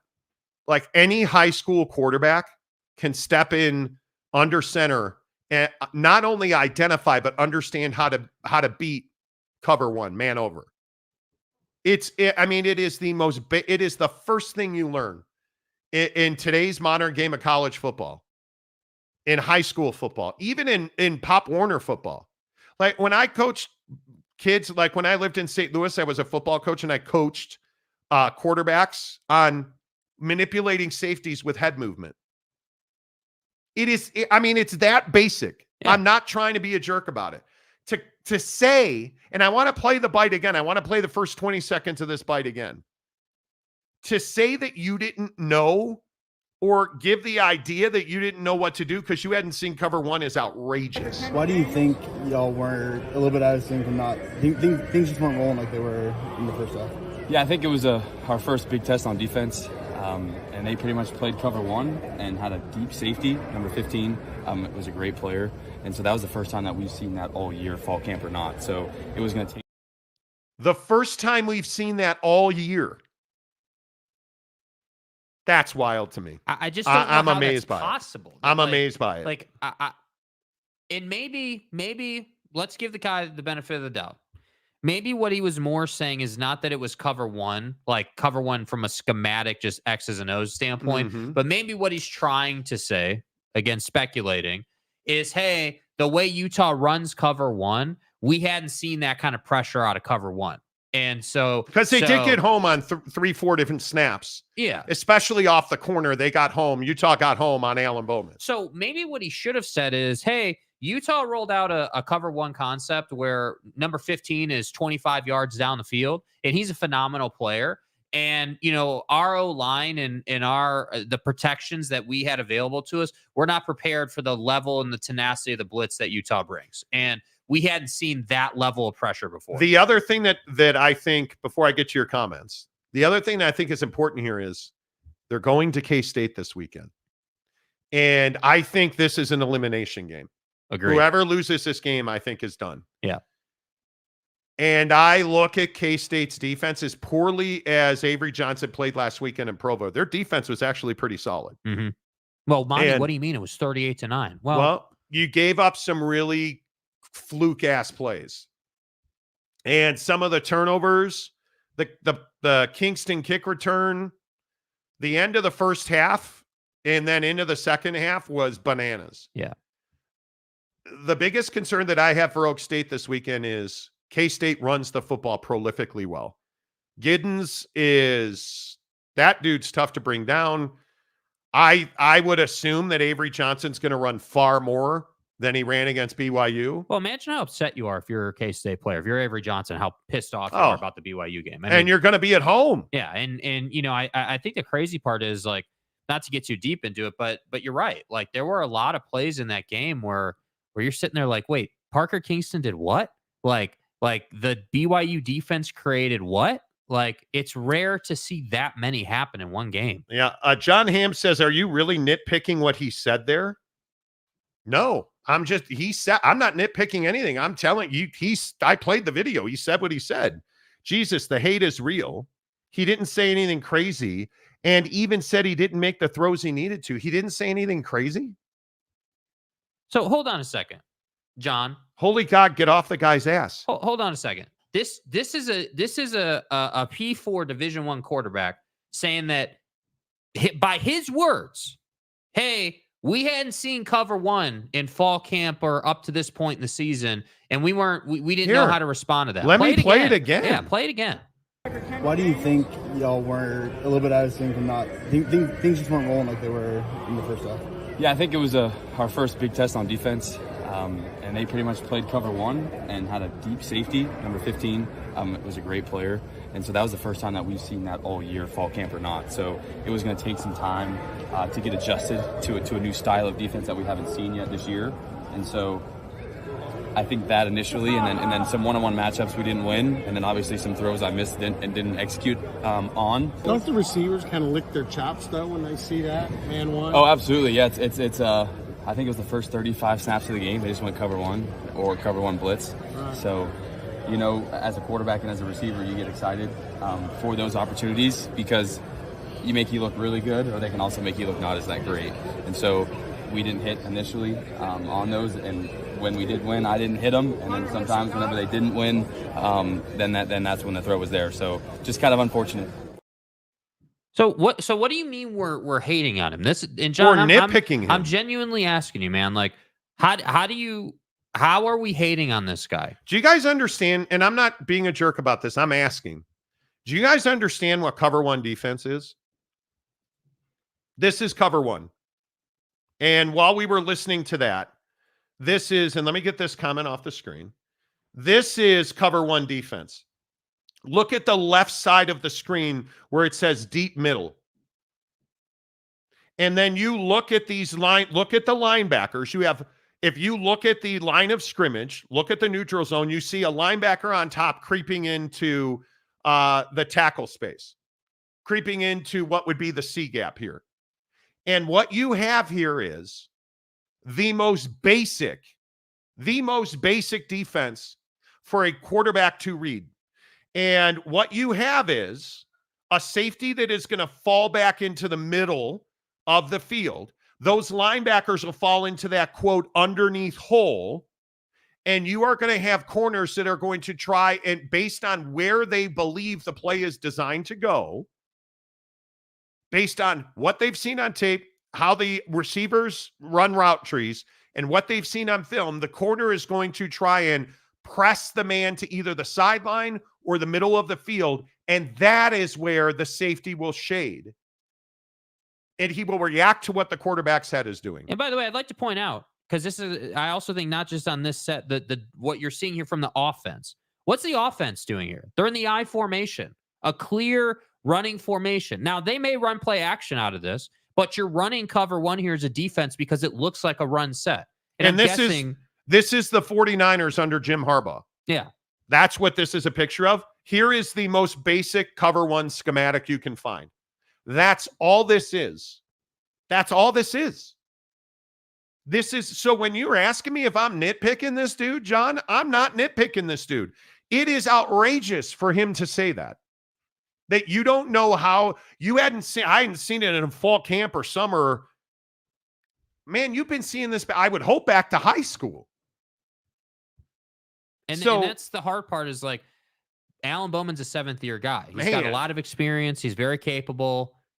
I don't understand why the answer was, hey, we hadn't seen cover one. Yeah, that's surprising. If you just said, like I said before, not to be repetitive, but if you just said, hey, they were running cover one and number 15 was 25 yards down the field.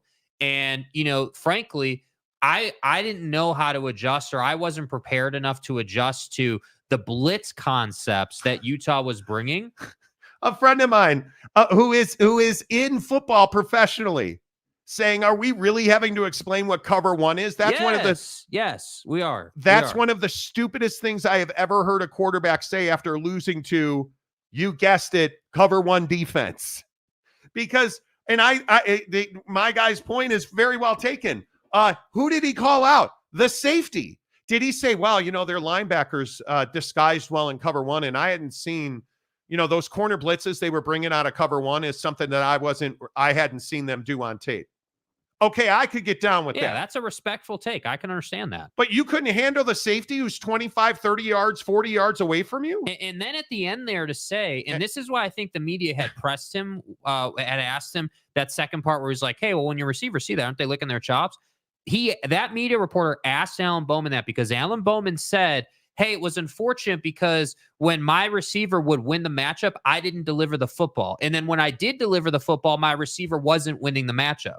So, yeah, with all due respect, John, I'm not trying to be an asshole. I genuinely disagree and don't understand how you feel like we're hating on this guy. And I would love for you to express why you feel like we are, because I think it's an honest take. Yes.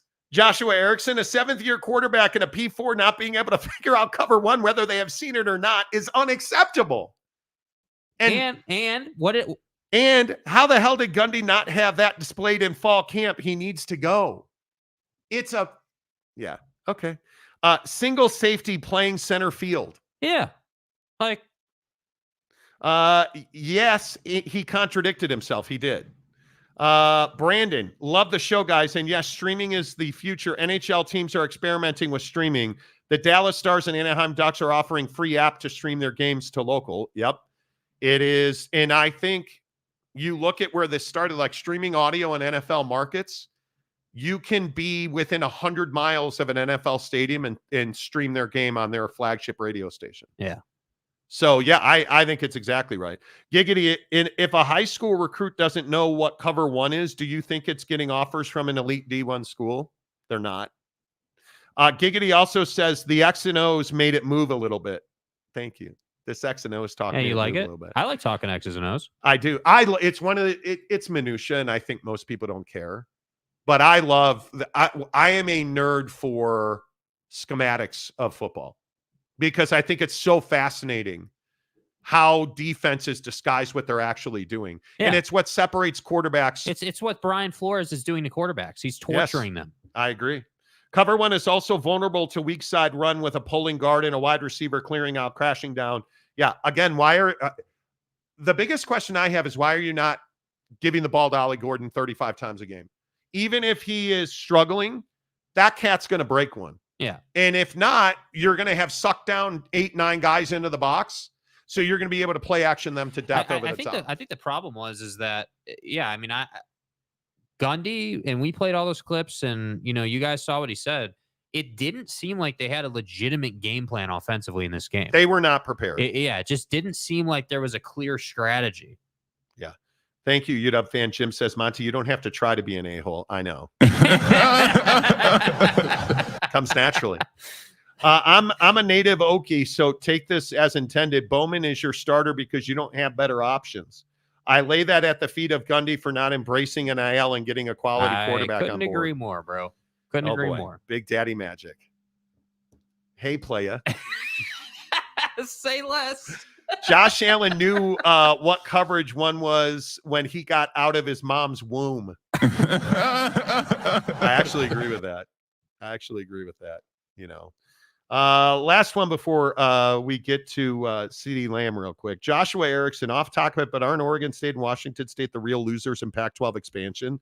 The Pac-12 is Mountain West with lipstick on. I don't disagree. And I don't think they're as good as the Mountain West. Obviously, if they're able to find another one, if they're able to get to 8 and then 10, okay, different conversation, but you're not wrong.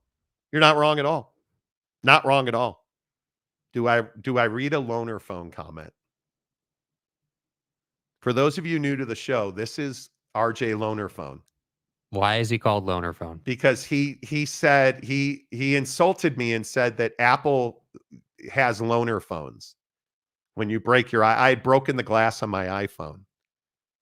And I said, well, no, actually, Apple doesn't have loner phones. And we still have the screenshot if you feel like anymore. But yeah. Anyway.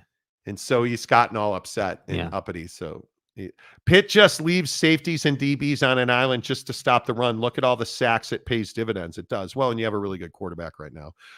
Cam Harrison. Hello. Shout out to Mo Bamba. Cam, dude. Shout out to Mo Bamba. What's up, Cam? Good to see you. All right, let's roll. Caleb Williams has a girlfriend. Wow. Shocking development there. Does Caleb Williams know what cover one is? You guys, I don't believe he does. I'm just being honest with you all. Bro, is Buddy hitting the seam route in cover one? No, but he's hitting the seam route in cover two. Caleb Williams has a girlfriend. So you guys might remember that I melted down over the summer because some of you nameless hyenas came in here and were wondering aloud about his sexuality, which I told you was ridiculous, even if he doesn't. If Caleb Williams is whatever he wants to be, I don't care. Can he beat cover one? Is that a real question? He can't right now. But I introduced to you Caleb Williams' girlfriend. And if you have not seen, I believe that you should use your eyes to see, because she is a lovely young lady.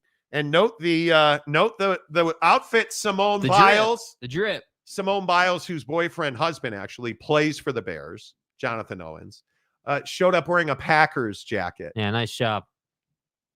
Note that Caleb Williams' girlfriend is fully decked in Chicago Bears merch. So I just wanted to point that out. Well, people are the thing you can't undersell is people roasted Kyle Juszczyk's wife for all these game day fits that she created last season and then started selling because people loved them to Brittany Mahomes. To Brittany Mahomes and a bunch of other people. And so now the speculation is, and the question is, hey, well, is Caleb Williams' girlfriend trying to do the same thing here? Showing up to the game in these, custom fits that she makes and trying to kind of like build a thing for herself, which if she is, I don't really have that much of a problem with it. You're fortunate enough to be dating an NFL quarterback. Like maybe. And let's get crazy. Monty. Maybe she just wore a denim outfit that has Bears branding on it. I know. Dude, maybe she's not stop with that. Well, Monty, she's an Instagram entrepreneur, Monty. Maybe she's not. Maybe she just likes denim with Bears logos on it. Well, I mean, like, who doesn't? I mean, who doesn't love some denim? Right. Mrs. Monty was wearing a denim jacket the other night. Yeah, denim jumpsuit. Who doesn't love some denim underwear? Yeah, right. You just said you like denim underwear. Okay. That's fine. It is, yeah, okay. Giggity, Caleb's girl or Dak's? Dak Prescott. I mean, Dak's doing well for himself, dude. How about appetizers and main course? That's how I would describe it. If I got to pick, I'll take an appetizer and a main course because Dak's doing well for himself. Hello. Like, good morning. Yes. Is that a walking boot? Anyway, the point is, no, there's no boat in the picture. So, you guys remember? Oh my God, Dak's wearing a walking boot, Marty. Marty, is that Dak wearing a walking boot on a boat? Dak's not the problem in Dallas. Speaking of Dak in Dallas, did you guys see my least favorite football player, CeeDee Lamb, apologized to his teammates? He said he wasn't good enough and he wasn't professional enough when he was yelling at Dak Prescott on the sidelines. And you remember how many times, because I'm going to remind you, and I know I don't ever talk about myself or how often I'm right, which is all the time. Right. But and he will every single time. Remember, Uncle Monty told you they're going to wind up eating this contract with CeeDee Lamb. I think it's a mistake. I think when you pay a guy that's immature and you pay a guy who didn't perform in the playoffs last year, and I know Dak Prescott threw 7,000 interceptions against the Packers. Sure he did. It's my quarterback. But how many drop passes did CeeDee Lamb have in critical moments? A lot. They shouldn't have paid him. And I go back to what Jarrah said about not being able to afford Derrick Henry. Maybe if you had never paid CeeDee Lamb, a lot, Derrick could be your running back. Maybe if you hadn't waited until the very last moment to pay CeeDee Lamb, and maybe if you hadn't waited almost quite literally the last second possible to pay Dak Prescott, you wouldn't have paid $40 to $50 million extra in guaranteed money. A lot. And you could have afforded Derrick Henry. But instead, you waited, and now you're paying Ezekiel Elliott, and you just got your ass run over by Derrick Henry. Again. And this contract is a waste of money. This contract's a mistake. Yep. And I don't know how you fix it. You don't. You suck it up. That's how you fix it. You deal with it. And, you know, I don't know. You know, I'm sure the Cowboys will find their way and the locker room will come together and Dak's going to be everyone's All-American and he's going to unite the team. But I still just don't think they're better than a lot of teams out there, man. You know, roundabout. Chicago is definitely denim country. Right. Do you know how it's funny? My wife and I were talking yesterday. We eat lunch together. She's a big time executive, but we take our lunch together. We try to eat together during the day. Right. And we were talking at lunch yesterday about Levi's 501 jeans. Yeah. If you don't know the greatness of a button fly 501. Iconic. I bring that up because do you know how badly I wanted a jeans jacket, a Levi's jeans jacket in high school, and my oppressive mother would never buy me one. Never, Please. Never, ever. Never. Even if there was a fire. Would she buy me a Levi's denim jacket? And I wanted the button pockets in front. No. I wanted the buttons on the side. I wanted the button cuff. Never would buy me one. Never. Wouldn't buy me Jordans. Wouldn't. You know, maybe you should have learned cover too. You know, maybe you need to Could've been graduate a little bit. Could have been a quarterback. You know, yeah. Colby, hold on. We're talking playoffs. I thought P4 champs had AQs. There you go. I don't know what you mean by that. Kaner and money gets you beautiful things, apparently. Right. Mike Smith, Mountain Mama. They could have afforded Henry. Don't let them fool you. They thought they were being smart by bringing Zeke cheap. I think you're exactly right. Yeah. Yeah. I think you're exactly right. Yeah. Big Daddy Magic. Hey, playa. You're right 92.3% of the time. Not bad for a Notre Dame fan. Why? We'd almost gone 2 hours without talking about counting to 10. Monty, I wouldn't have to bring it up if y'all hadn't lost that great NIU team, man. You know, and we would have a different conversation. Doesn't NIU losing to nobody's mother's sewing circle last weekend, doesn't that get Marcus Freeman fired? Isn't there a rule that says that? Bruh. Can we check the Pac-12 contract and see if there's a rule we can sue over to get Marcus Freeman fired at Notre Dame? Anybody? Just do it. Remember, all of the coaches are on one-year deals in Dallas. Truth. I still own a pair of 501s. Yeah, 501s are awesome, dude. I don't give a rat's ripple. I don't know what a ripple is. I'm going to get some button flies. I am going to strut. They thought they could recapture 2016 Zeke. So far, it hasn't worked out, but maybe it worked out as the season goes on. As you can see, there's not much hope for you left. Yeah, he's not getting carries. No. I don't get it. Mountain Mama, 501s were great, but they sucked for the first few times wearing them before the buttonholes loosened up a tad. Yeah, that is something you got to work with. When I bought my first, and I think they were like 75, Gurney Mills, Illinois. Great mall. I do remember in high school, I worked at a baseball card shop, and the first thing I bought was 501s. And I'm pretty certain that my sister washed them 100 times for me before I ever wore them, because you had to loosen them up. They're like, when you get a new pair of 501s, or it used to be anyways, they were like cardboard. Yeah. So you had to put them in the wash. You got to beat them up a little bit. And you always bought a size larger so you could put them in hot wash. And then just spin cycle those things forever. And they came out perfect. UW fan Jim. So tired of the Cowboys. They are the definition of paper tigers. Truth. Damn, Calford with 5 more Monty Show memberships. Let's go. Appreciate you. Giggity. I miss Oak State James. Where's he at? Is he all butthurt? I thought he was here, but he's gone. I think today he was here yesterday. He was fine. I think today's just one of those days where he's busy. Brett Favre still has 501s in his closet. Dude, do we have to? Do we have to, bro? Because there's not much to talk about with this, bro. It's sad. So Brett Favre, and Jake did not want to talk about this today, which is why I don't have a graphic ready for it. Yeah. But Brett Favre sat in front of Congress the other day and said that he has Parkinson's disease.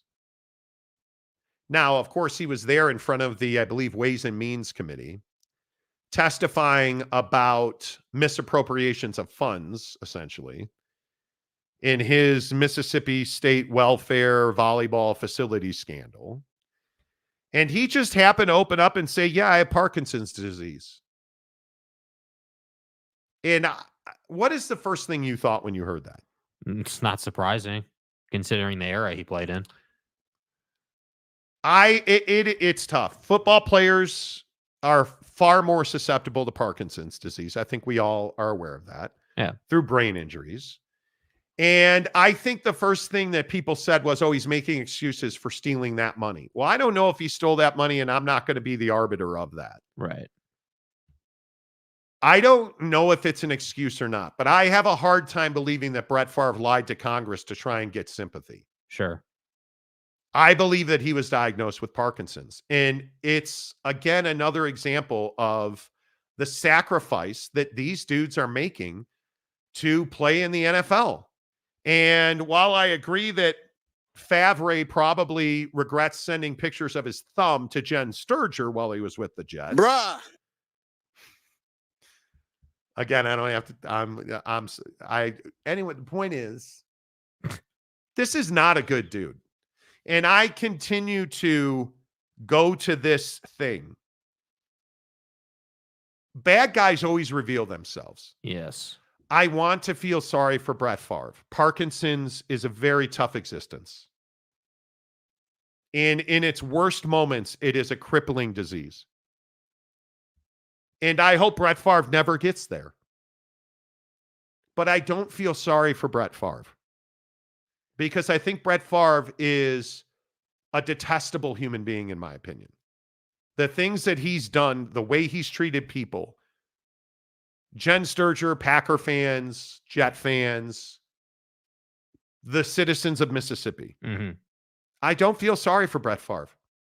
I have compassion for his illness and his family. I do not feel sorry for Brett Favre. And this welfare scam thing. Yeah, Harry, I agree. He may have Parkinson's, but it was the timing of him saying he is sick. But let's be honest, this was about changing the story from his alleged stealing. Yeah, I just, you know, the thing is, man, I just don't care anymore. I like, hey, let's say he did it. All right, cool. He's going to pay the price. Oh, he didn't do it? Okay. Is he going to pay a price? His reputation has been damaged. No doubt. No doubt. He's not going to pay a price. He's not going to pay a price. And ultimately, I think Brett Favre is a fraud as a star. The things I've seen, the actions he has perpetrated against people in football. Again, the thumb picture in Jen Sturger. If you don't know the story, go look at it. Right. It's wild to me that we again will say, oh, poor Brett Favre. Right. And I think Harry Austin nailed it. I think it's the timing because he was on the hot seat. So I'm going to drop this Parkinson's thing, and maybe that'll be a reason why. It sucks, is what it is, in my opinion. Mike Smith, I will have to watch that. Curious what context and reason he brought up having Parkinson's when the hearing was about taking government money when he should not have. Yeah. Tanner, I do feel sorry for Brett, but at the same time, that doesn't excuse what he did. DK's been a member of the show for 3 months. So, DK. Appreciate you, DK. Thank you. UW fan Jim, my uncle died from it, but he was a World War II hero, not a criminal, and he never used it for sympathy. And I'm not saying that Brett Favre's a criminal. That's what I'm saying. The reason I didn't want to talk about this is because I don't want to speculate on why he did or didn't do. Like, it's just not like he felt compelled to bring that up. All right, cool, man. Great. Awesome. Like, yeah. Like, I just. Why in that moment? Yeah. Why in that moment? Harry Austin, great football player and average at best human. Concur. Eric in Charlotte. I'm running. I got to find more cities in the Carolinas. Brett Favre can burn in hell. Wow. Jesus, dude. Okay. Tell us how you really feel. Big blue horses. Everyone has an excuse when they get caught. Right? DK for $5. As someone who has had a chronic illness for 10 years, I feel for Favre, but that wasn't the setting to bring it up. I agree. Jimmy Otson, the fact that we are suspicious of Favre's motivation says everything about his character. Oh, my God. 100%. Yes, exactly right. The eye patch. Hello. People just never take responsibility or accountability. No, we don't like that rule. Let's go to court and sue. Oh, yeah. Okay. Jim Harbaugh. Scott Barnes. Pac-12. You know. Roundabout. Favre brought it up because it was a convenient truth. Yeah. Fat Jesus. Hello, Fat Jesus. I'm saving my Parkinson's announcement for when I get caught having an affair. Who are you, Dave Grohl? Honey.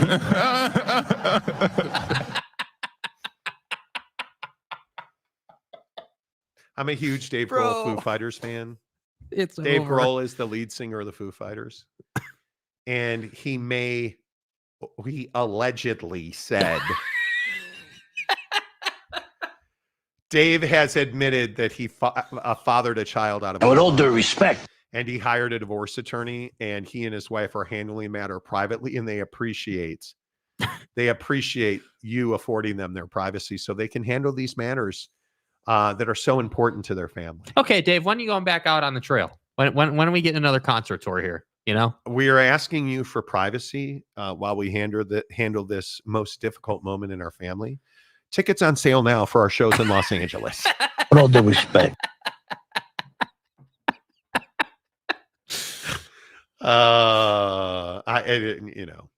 It's fine. Astral Magnus, chat is Bears fans. I'm a Bears fan. Okay, see, again, you're playing with your life reading non-member comments here. I am, and I don't know why I continue to do it. But CB40 says, calm down, chat. You know. Thomas Reed, evil is evil and wrong is wrong, and having a medical condition doesn't negate the other two. No, it doesn't. Eric in Boone, Eric in Asheville, Eric in Kitty Hawk, Eric in Rodham, Eric in Wilmington. Eric over there in Wilmington, North Carolina. You're next. Long time listener. Okay. Phenomenal Hebrew back in the comments section. When did Brett Favre have the Parkinson's, before or after the theft? Okay. Mr. Favre, did you have Parkinson's when you sent that picture of your thumb to Jen Sturger? Having fun is the name of the game. See, what happened was back in 97 against the Bears. Exactly. Eric in Salem. I'm going to start traveling to different cities so I can actually be Eric in Tulsa. Exactly. Dave Grohl, ouch. Yeah, thanks. Yeah, Dave. that was painful, bro. You don't like the Foo Fighters. Jimmy Otson, dang, how are we all not members in here with Calford around? Exactly. Yeah, that's what I'm saying, dude. Hello. Please respect my privacy. Listen. Monty. Me planting seeds in gardens outside of my marriage. It's an issue of marital privacy. And I would appreciate it if you would give us the space to heal our family. Between concerts, we'll be live in Tacoma next Thursday. Go ahead and buy online, and why don't you pick you up one of them Foo Fighters t-shirts? Better send those refunds. Big Daddy Magic. Hey, player, Josh Allen has Jack the Ripper DNA. Okay, see, again, stay on topic here. You're kind of obsessing. Yeah, go back to sleep. Yeah, go back. Roundabout. Dave has to tour now to give his ex the money he's going to have to pay. That's what I'm saying, dude. And while we work on our marriage, I'd like to announce a 35-city national tour. Yes! You know, use promo code adultery to get yourself a free Foo Fighters condom, which I clearly did not use. Speaking of my hero, I want you to listen to me. No. Oh, there he is. Oak State James. Well. The king of cover one.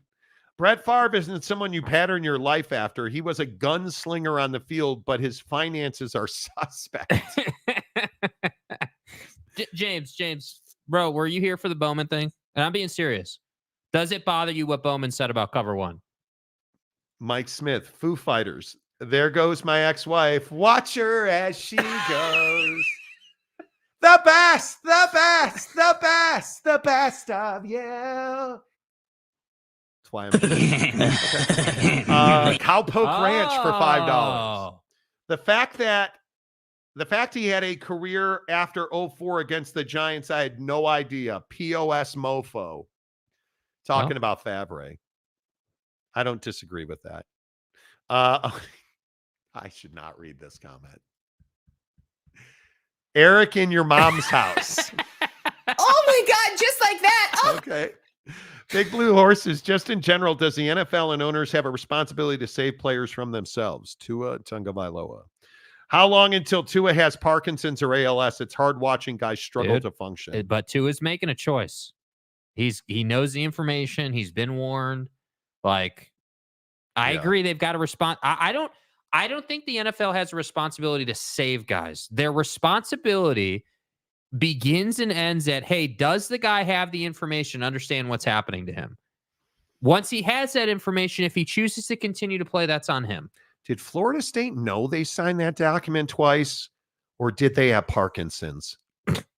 That's what this feels like. Yeah. I hope it's not.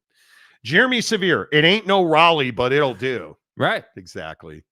James, Dave Grohl's ex-wife will get the pro rata that she deserves.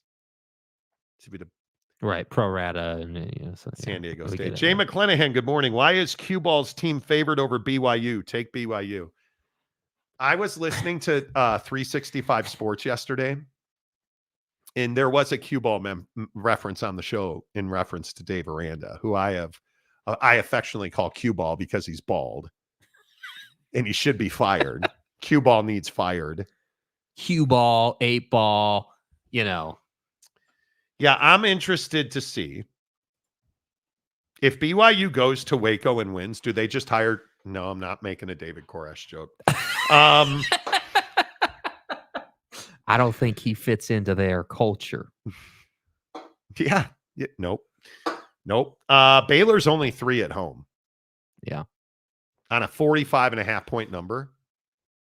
I would be all I'm over. saying about this game is we're gonna have to do homework on it and really, because this is a game of the details. I think, for BYU to go on the road and win a ball game is very different than LES at night. But it's 10 a.m. Mountain Time. Okay. It's a 10 a.m. kick Mountain Time. So I think that's going to be tough for BYU to be ready to go at 10 a.m.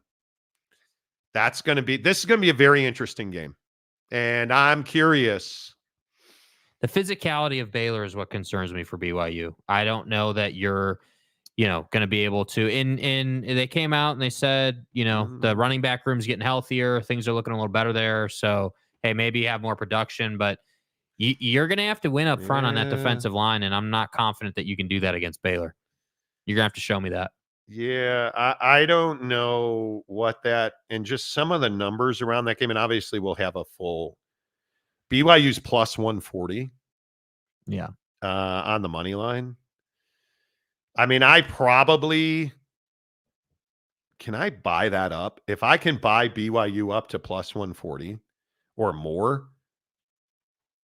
I might do that. I think what's interesting is, what do they have for they're betting it's 44.5 is not a great number. Not a great number. And they've got BYU at 20.5 points, minus 125. Yeah. Over 20.5. And so they're picking essentially the boys in Vegas have a 24-20 Baylor. I would be surprised if I would take BYU by a touchdown. Yeah. I would. Alternative facts very much could be Chad Carter. A couple more, then we have to get to death pods because Jake is passionate about talking about these pods under treason. Yes, Baylor should hire David Koresh if they lose. Now, if BYU loses, they should hire Warren Jeffs, cult leaders for whoever loses. As a new football coach here at BYU, all of my wives are thrilled. I'd love it to be wider. Now, their kids are not. I mean, Peggy's son, and Braylon's kids, they're all happy because they're BYU fans. But Katie's child, they're all Warren Jeffs is just look it up. Just look it up. Oak State James, BYU should win at Baylor easily. Easily? I like that freshman running back. He's going to be really good, and BYU's defense is stout. LJ Martin has to play for them to win. Are BYU fans finally done ripping Jake Retzloff? Can we? Now, where's Gary? Don't call me Jerry Bohannon. It's fine. BYU defense. Okay, and we appreciate that. Yeah, that's great. Yeah. Where are you guys leaning? Alabama or Georgia? Which side are you on that? I'm leaning Alabama. Yeah, I think. What's the number on that game? -2 for Georgia. Is it still Georgia? Should be. It was this morning. Hey, scroll right there. It is -2 for Georgia. That's at BDS too. Yeah.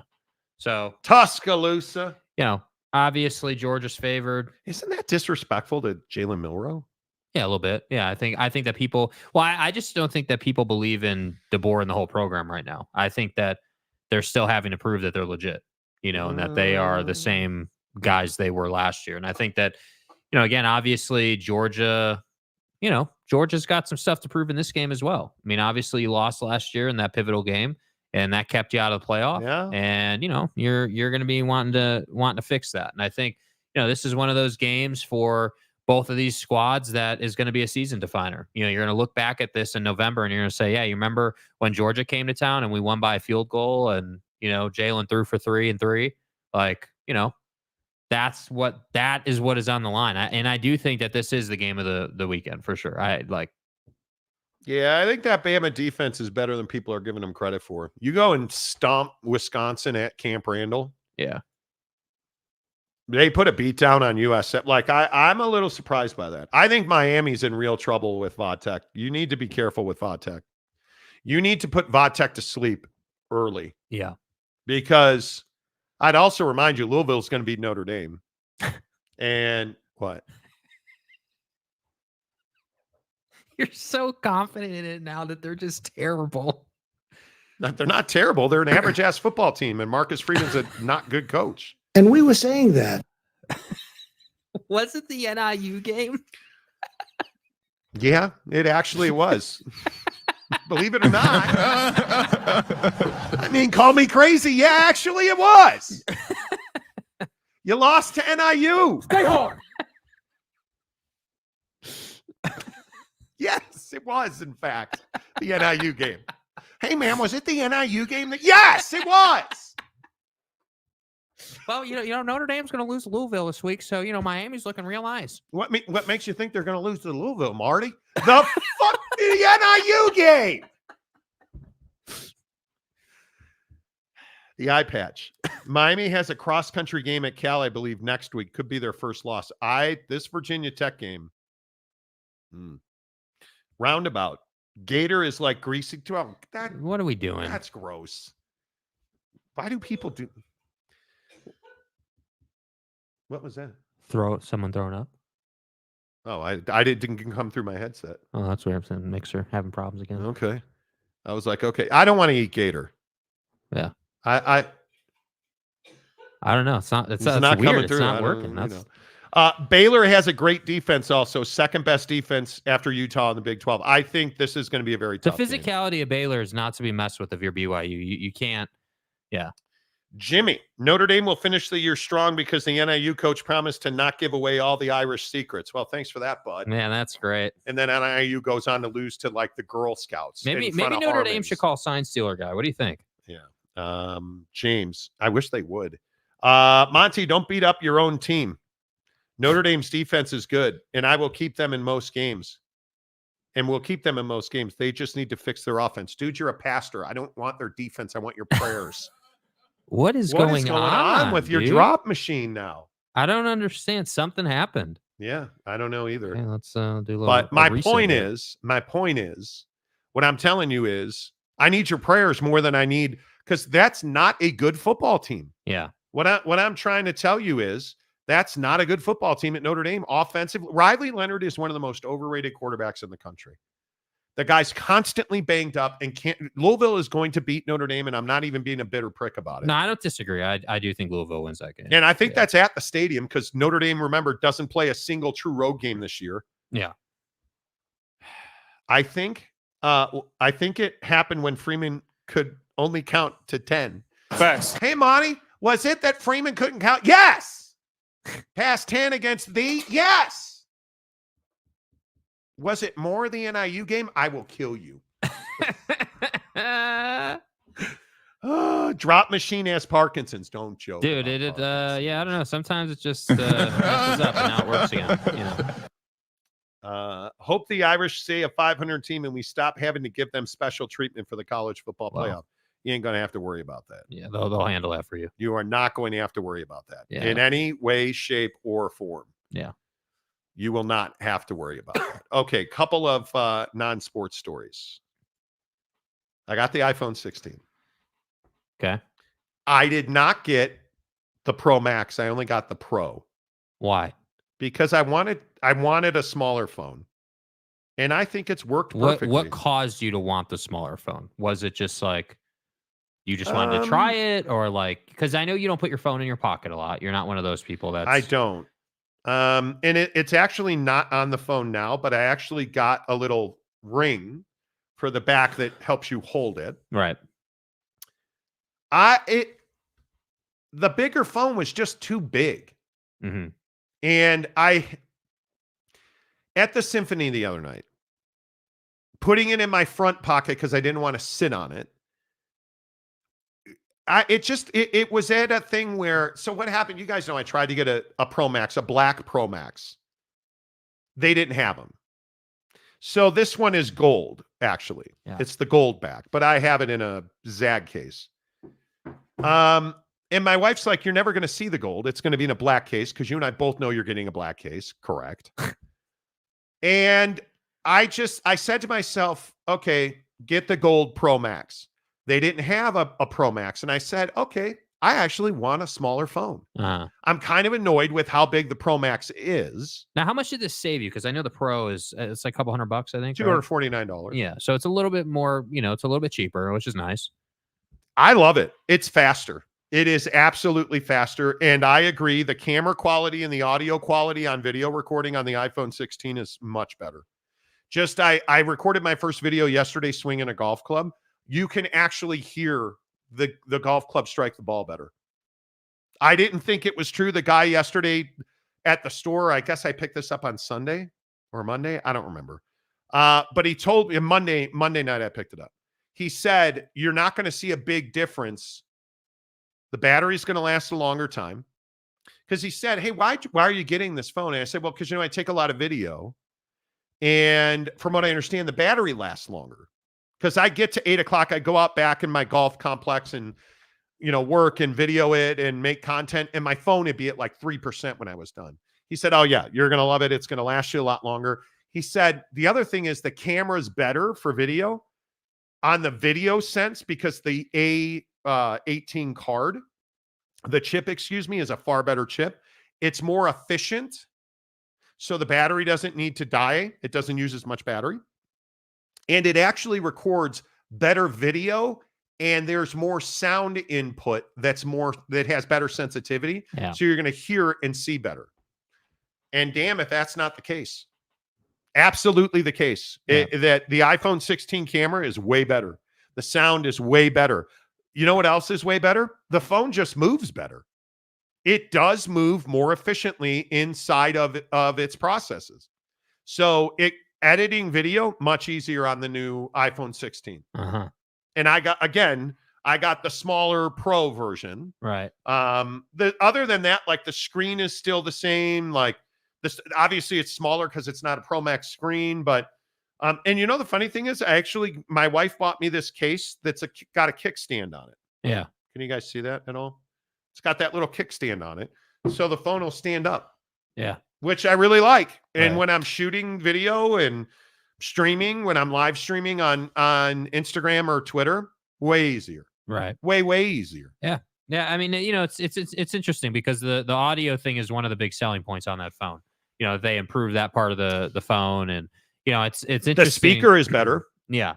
The audio output for music. I was listening to some music while I was working yesterday. The audio output for, especially, what I noticed? I listen to a lot of Rachmaninoff music while I work, which is a lot of piano. You can hear the piano note better. I know that sounds crazy, but I usually have to listen to music enjoyably. I have to put in my AirPods. Right. I just had it standing up playing music yesterday for a good 3 hours. Then I went and shot video. Then I edited that video. Then I was browsing on the internet, show prepping. Yeah. I went to bed and it was at 32%. Yeah. I haven't decided if I'm going to get the 16 or wait for the 17 because I have a 15 Pro Max and I really like the phone. Like, it's been a good phone. The battery's good. With Apple Card, there's no reason not to do it. Yeah. Well, the process is easy. I agree with that. Like the way they make it very, very easy.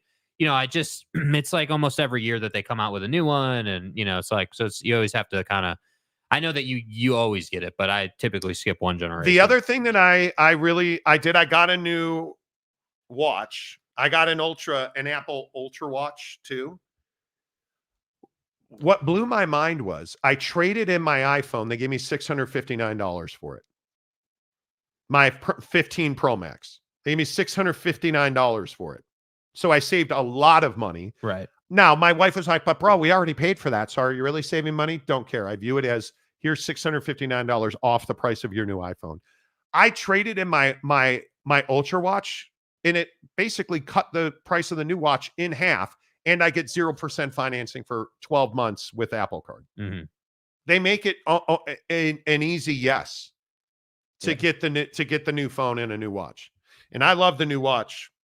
I'm telling you, I finally got a band that works for me. Did they get the patent stuff all worked out with that for watch? the heartbeat stuff? Yeah. Did they get that worked out, or I don't know if they did on that. I don't know if they did or not. I haven't followed it. I love the Ultra watch too. Yeah. You got to get an Ultra. If you're rocking an Apple Watch, hey man, they're good. The Ultra is next level. next level. I can do like the crown on the Apple Watch. Yeah, I could do like my pulse, my EKG, my ACG, all of that just on you put your finger on the crown. Yeah.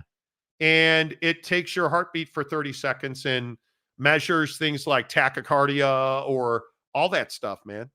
And I love it. Yeah. I think the other thing on the Ultra Watch 2 that I think I'm getting without question, I'm a big fan of sleep monitoring. And it'll tell you now, oh, thank God, no sign of ECG or tachycardia. Now, if I'd have checked that while I was talking about Marcus Freeman, that might have been different. That might have been different, you know what I'm saying? The other thing that it does is like it's got a sleep apnea monitor on it. It's got all kinds of sleep functions on it. Don't have sleep apnea. Slept like last night, I got 7 hours and 1 minute of sleep, 2 hours and 10 minutes of REM sleep. Like, yeah. I love it. I would highly encourage you or anybody else. It's an upgrade to get the 16. And it's so easy now. The hardest part about getting a new phone is logging back into all of your accounts. Right. And I use the Apple iCloud keychain just like that. Yeah. Super easy. Super, super easy. So I would highly encourage you to do it. Well, I'm glad you like it. You know, I know that it's, you know, we've been doing this thing a long time with upgrading phones and tech and all that. Yep. And sometimes it's not as easy, but I feel like with the Apple Card portion, the ability, like when you get the new iPhone, like if you do the shipping process, you don't go to the store, you just set them right next to each other and it does all of it for you. Go to the store. This is the other thing about the new iPhone that I think is fantastic.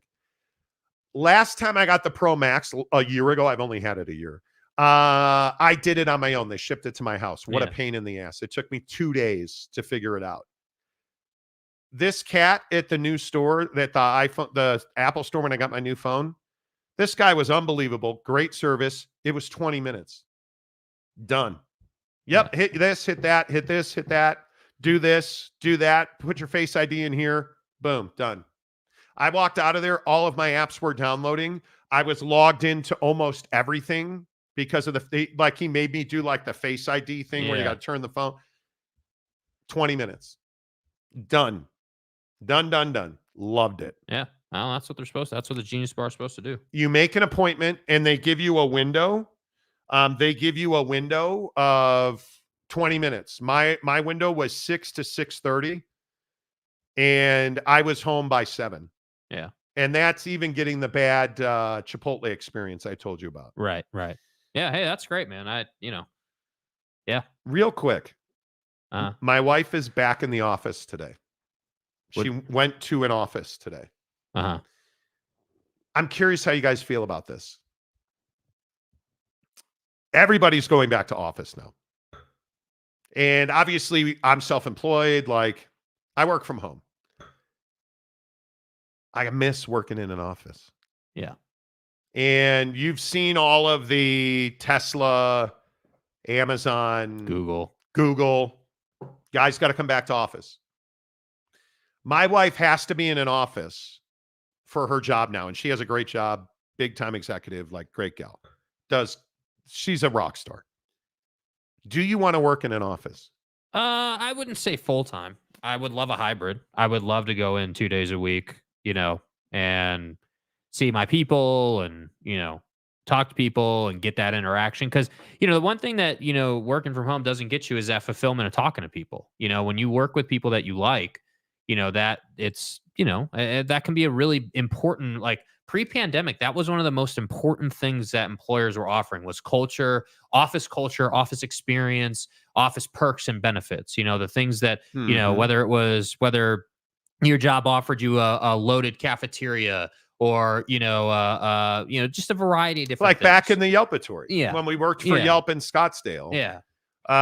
It was a great office experience. Yeah. I missed it when we left, when we went home for the pandemic. Yelp never went back to the office. And there's things like, like when you're an employee and you work on a team and you do those things, like, when you work in the office, there's that sense of camaraderie where you like, you all have individual goals and things you got to do. But I specifically remember times when we were at Yelp and we were at the office, and it would be like 6:30, and we'd be grinding like with 2 or 3 other people, and like it was just a really cool experience.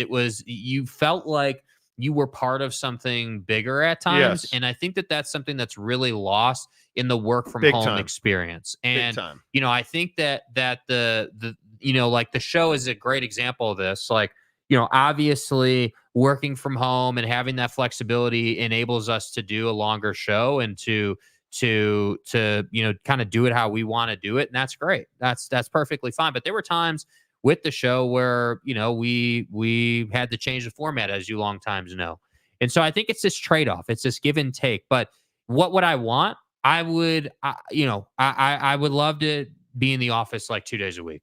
I would love that. I'd love to, hey, maybe I wouldn't want to go into the office on Monday because Monday is the dread of my existence, as it is for most people, Seriously. But like Tuesday, Wednesday, like, go to the office the middle part of the week. Because the other thing with the office too that I miss is the day just goes by a lot faster because you're in the office. You're not worried about the clock. You're feeling the energy in the room. You're doing your job. Yeah. Like those are things that I miss. And you have to kind of create that in a work from home setting. Yeah, I kind of miss I miss having camaraderie. Yeah. I miss having camaraderie. Yeah. I agree with that. And I still, because, obviously I sell and I work, we're like right now we're working on distribution for the show. But I still get dressed every day. I wear a polo. Like I dress professionally every day because I think it matters. And I think you have to, I'm a big believer in manifesting. Like, hey, this is what I'm going to do. And I think that you should always, every day, you should say to yourself, okay, here's a pad of paper. This is what I'm going to accomplish today. And I think you should, because writing it down, when you write your goals down, you have I think it's like 62% higher chance of accomplishing those goals. Because it makes them feel more real. Yeah. I think it is. Now, having said that, I think I'm way more productive as an employee than most are, and I'm not trying to be arrogant. You don't have to motivate me. I motivate myself. And if I'm in an office or if I'm at home, but I think you are one of two people when you work at home. You're either as productive or more productive, or you are far less productive working at home. Yeah. I don't think there's any in between. I truly don't. Brandon Butler, I get way more work done when I work from home. And I think a lot of people are like those of us that are self-motivated. You could put us on Mars and we get our job done. And I think part of that too, though, with the back to office thing, that's what I'm saying. It's not even a productivity thing for guys like us. Like, I just enjoy seeing people. I enjoy feeling like, hey, I'm going into this, like at the Scottsdale office, like it was the office, the building itself used to be an old mall. And it had been converted into a building that was just full of office suites. And so it just had this really kind of cool, like retro vibe to the building. And there was really good energy in it. And it was cool. Like I remember, for all of you Phoenicians, like what the temperature is like in the winter where it's real cool in the morning, but then you go out at lunch and the sun is strong and you get your vitamin D and you're feeling good for the afternoon. Like those are all things that I remember and I miss, but I'm not going to sit here and complain about work from home existence because it is pretty good. The TV numbers for this past weekend just came out, not to completely derail us. Yeah. How much is Colorado leading by? Cal and Florida State, more or less than 1 million. Less. 887,000. Yeah. Because again, Florida State's just not relevant. I thought you said less than 1 million for a Florida State TV game. Yeah. Not relevant. Number one game of the week. Who wants to guess what that was? It's like I said, USC and Michigan, 6.3 million viewers. Tennessee, Oklahoma, 6.2. Illinois, Nebraska, 4.2 million viewers. The Ohio State, this is a number that's shocking. The number 4 game in the country, Marshall at Ohio State, 3.96 million. Coach Prime. Baylor, Colorado, 3.64 million. That's wild. But how about K-State, BYU? More or less than 1 million? More. It's BYU. Book it. 1.5 million. Yep. And that's part incredible. of BYU's value, man. I'm just telling you. TCU, SMU, more or less than 1 million? That feels like just over $1 million. 322,000. Wow. That's not good. Damn. How about Arizona State, Texas Tech, 410,000 on FS1. Perdon't in Oregon State, 452,000. Yeah. There are some bad TV numbers here, you guys. You look at Tulane, Louisiana, 86,000. Fresno State, New Mexico in the Pac-12. My bad. 55,000. And you want 15 million a year. There are some huge numbers and there are some bad numbers. Yeah. Washington State, 542,000. Interesting TV numbers. The official golf course of the Monty Show is Canyons in Park City.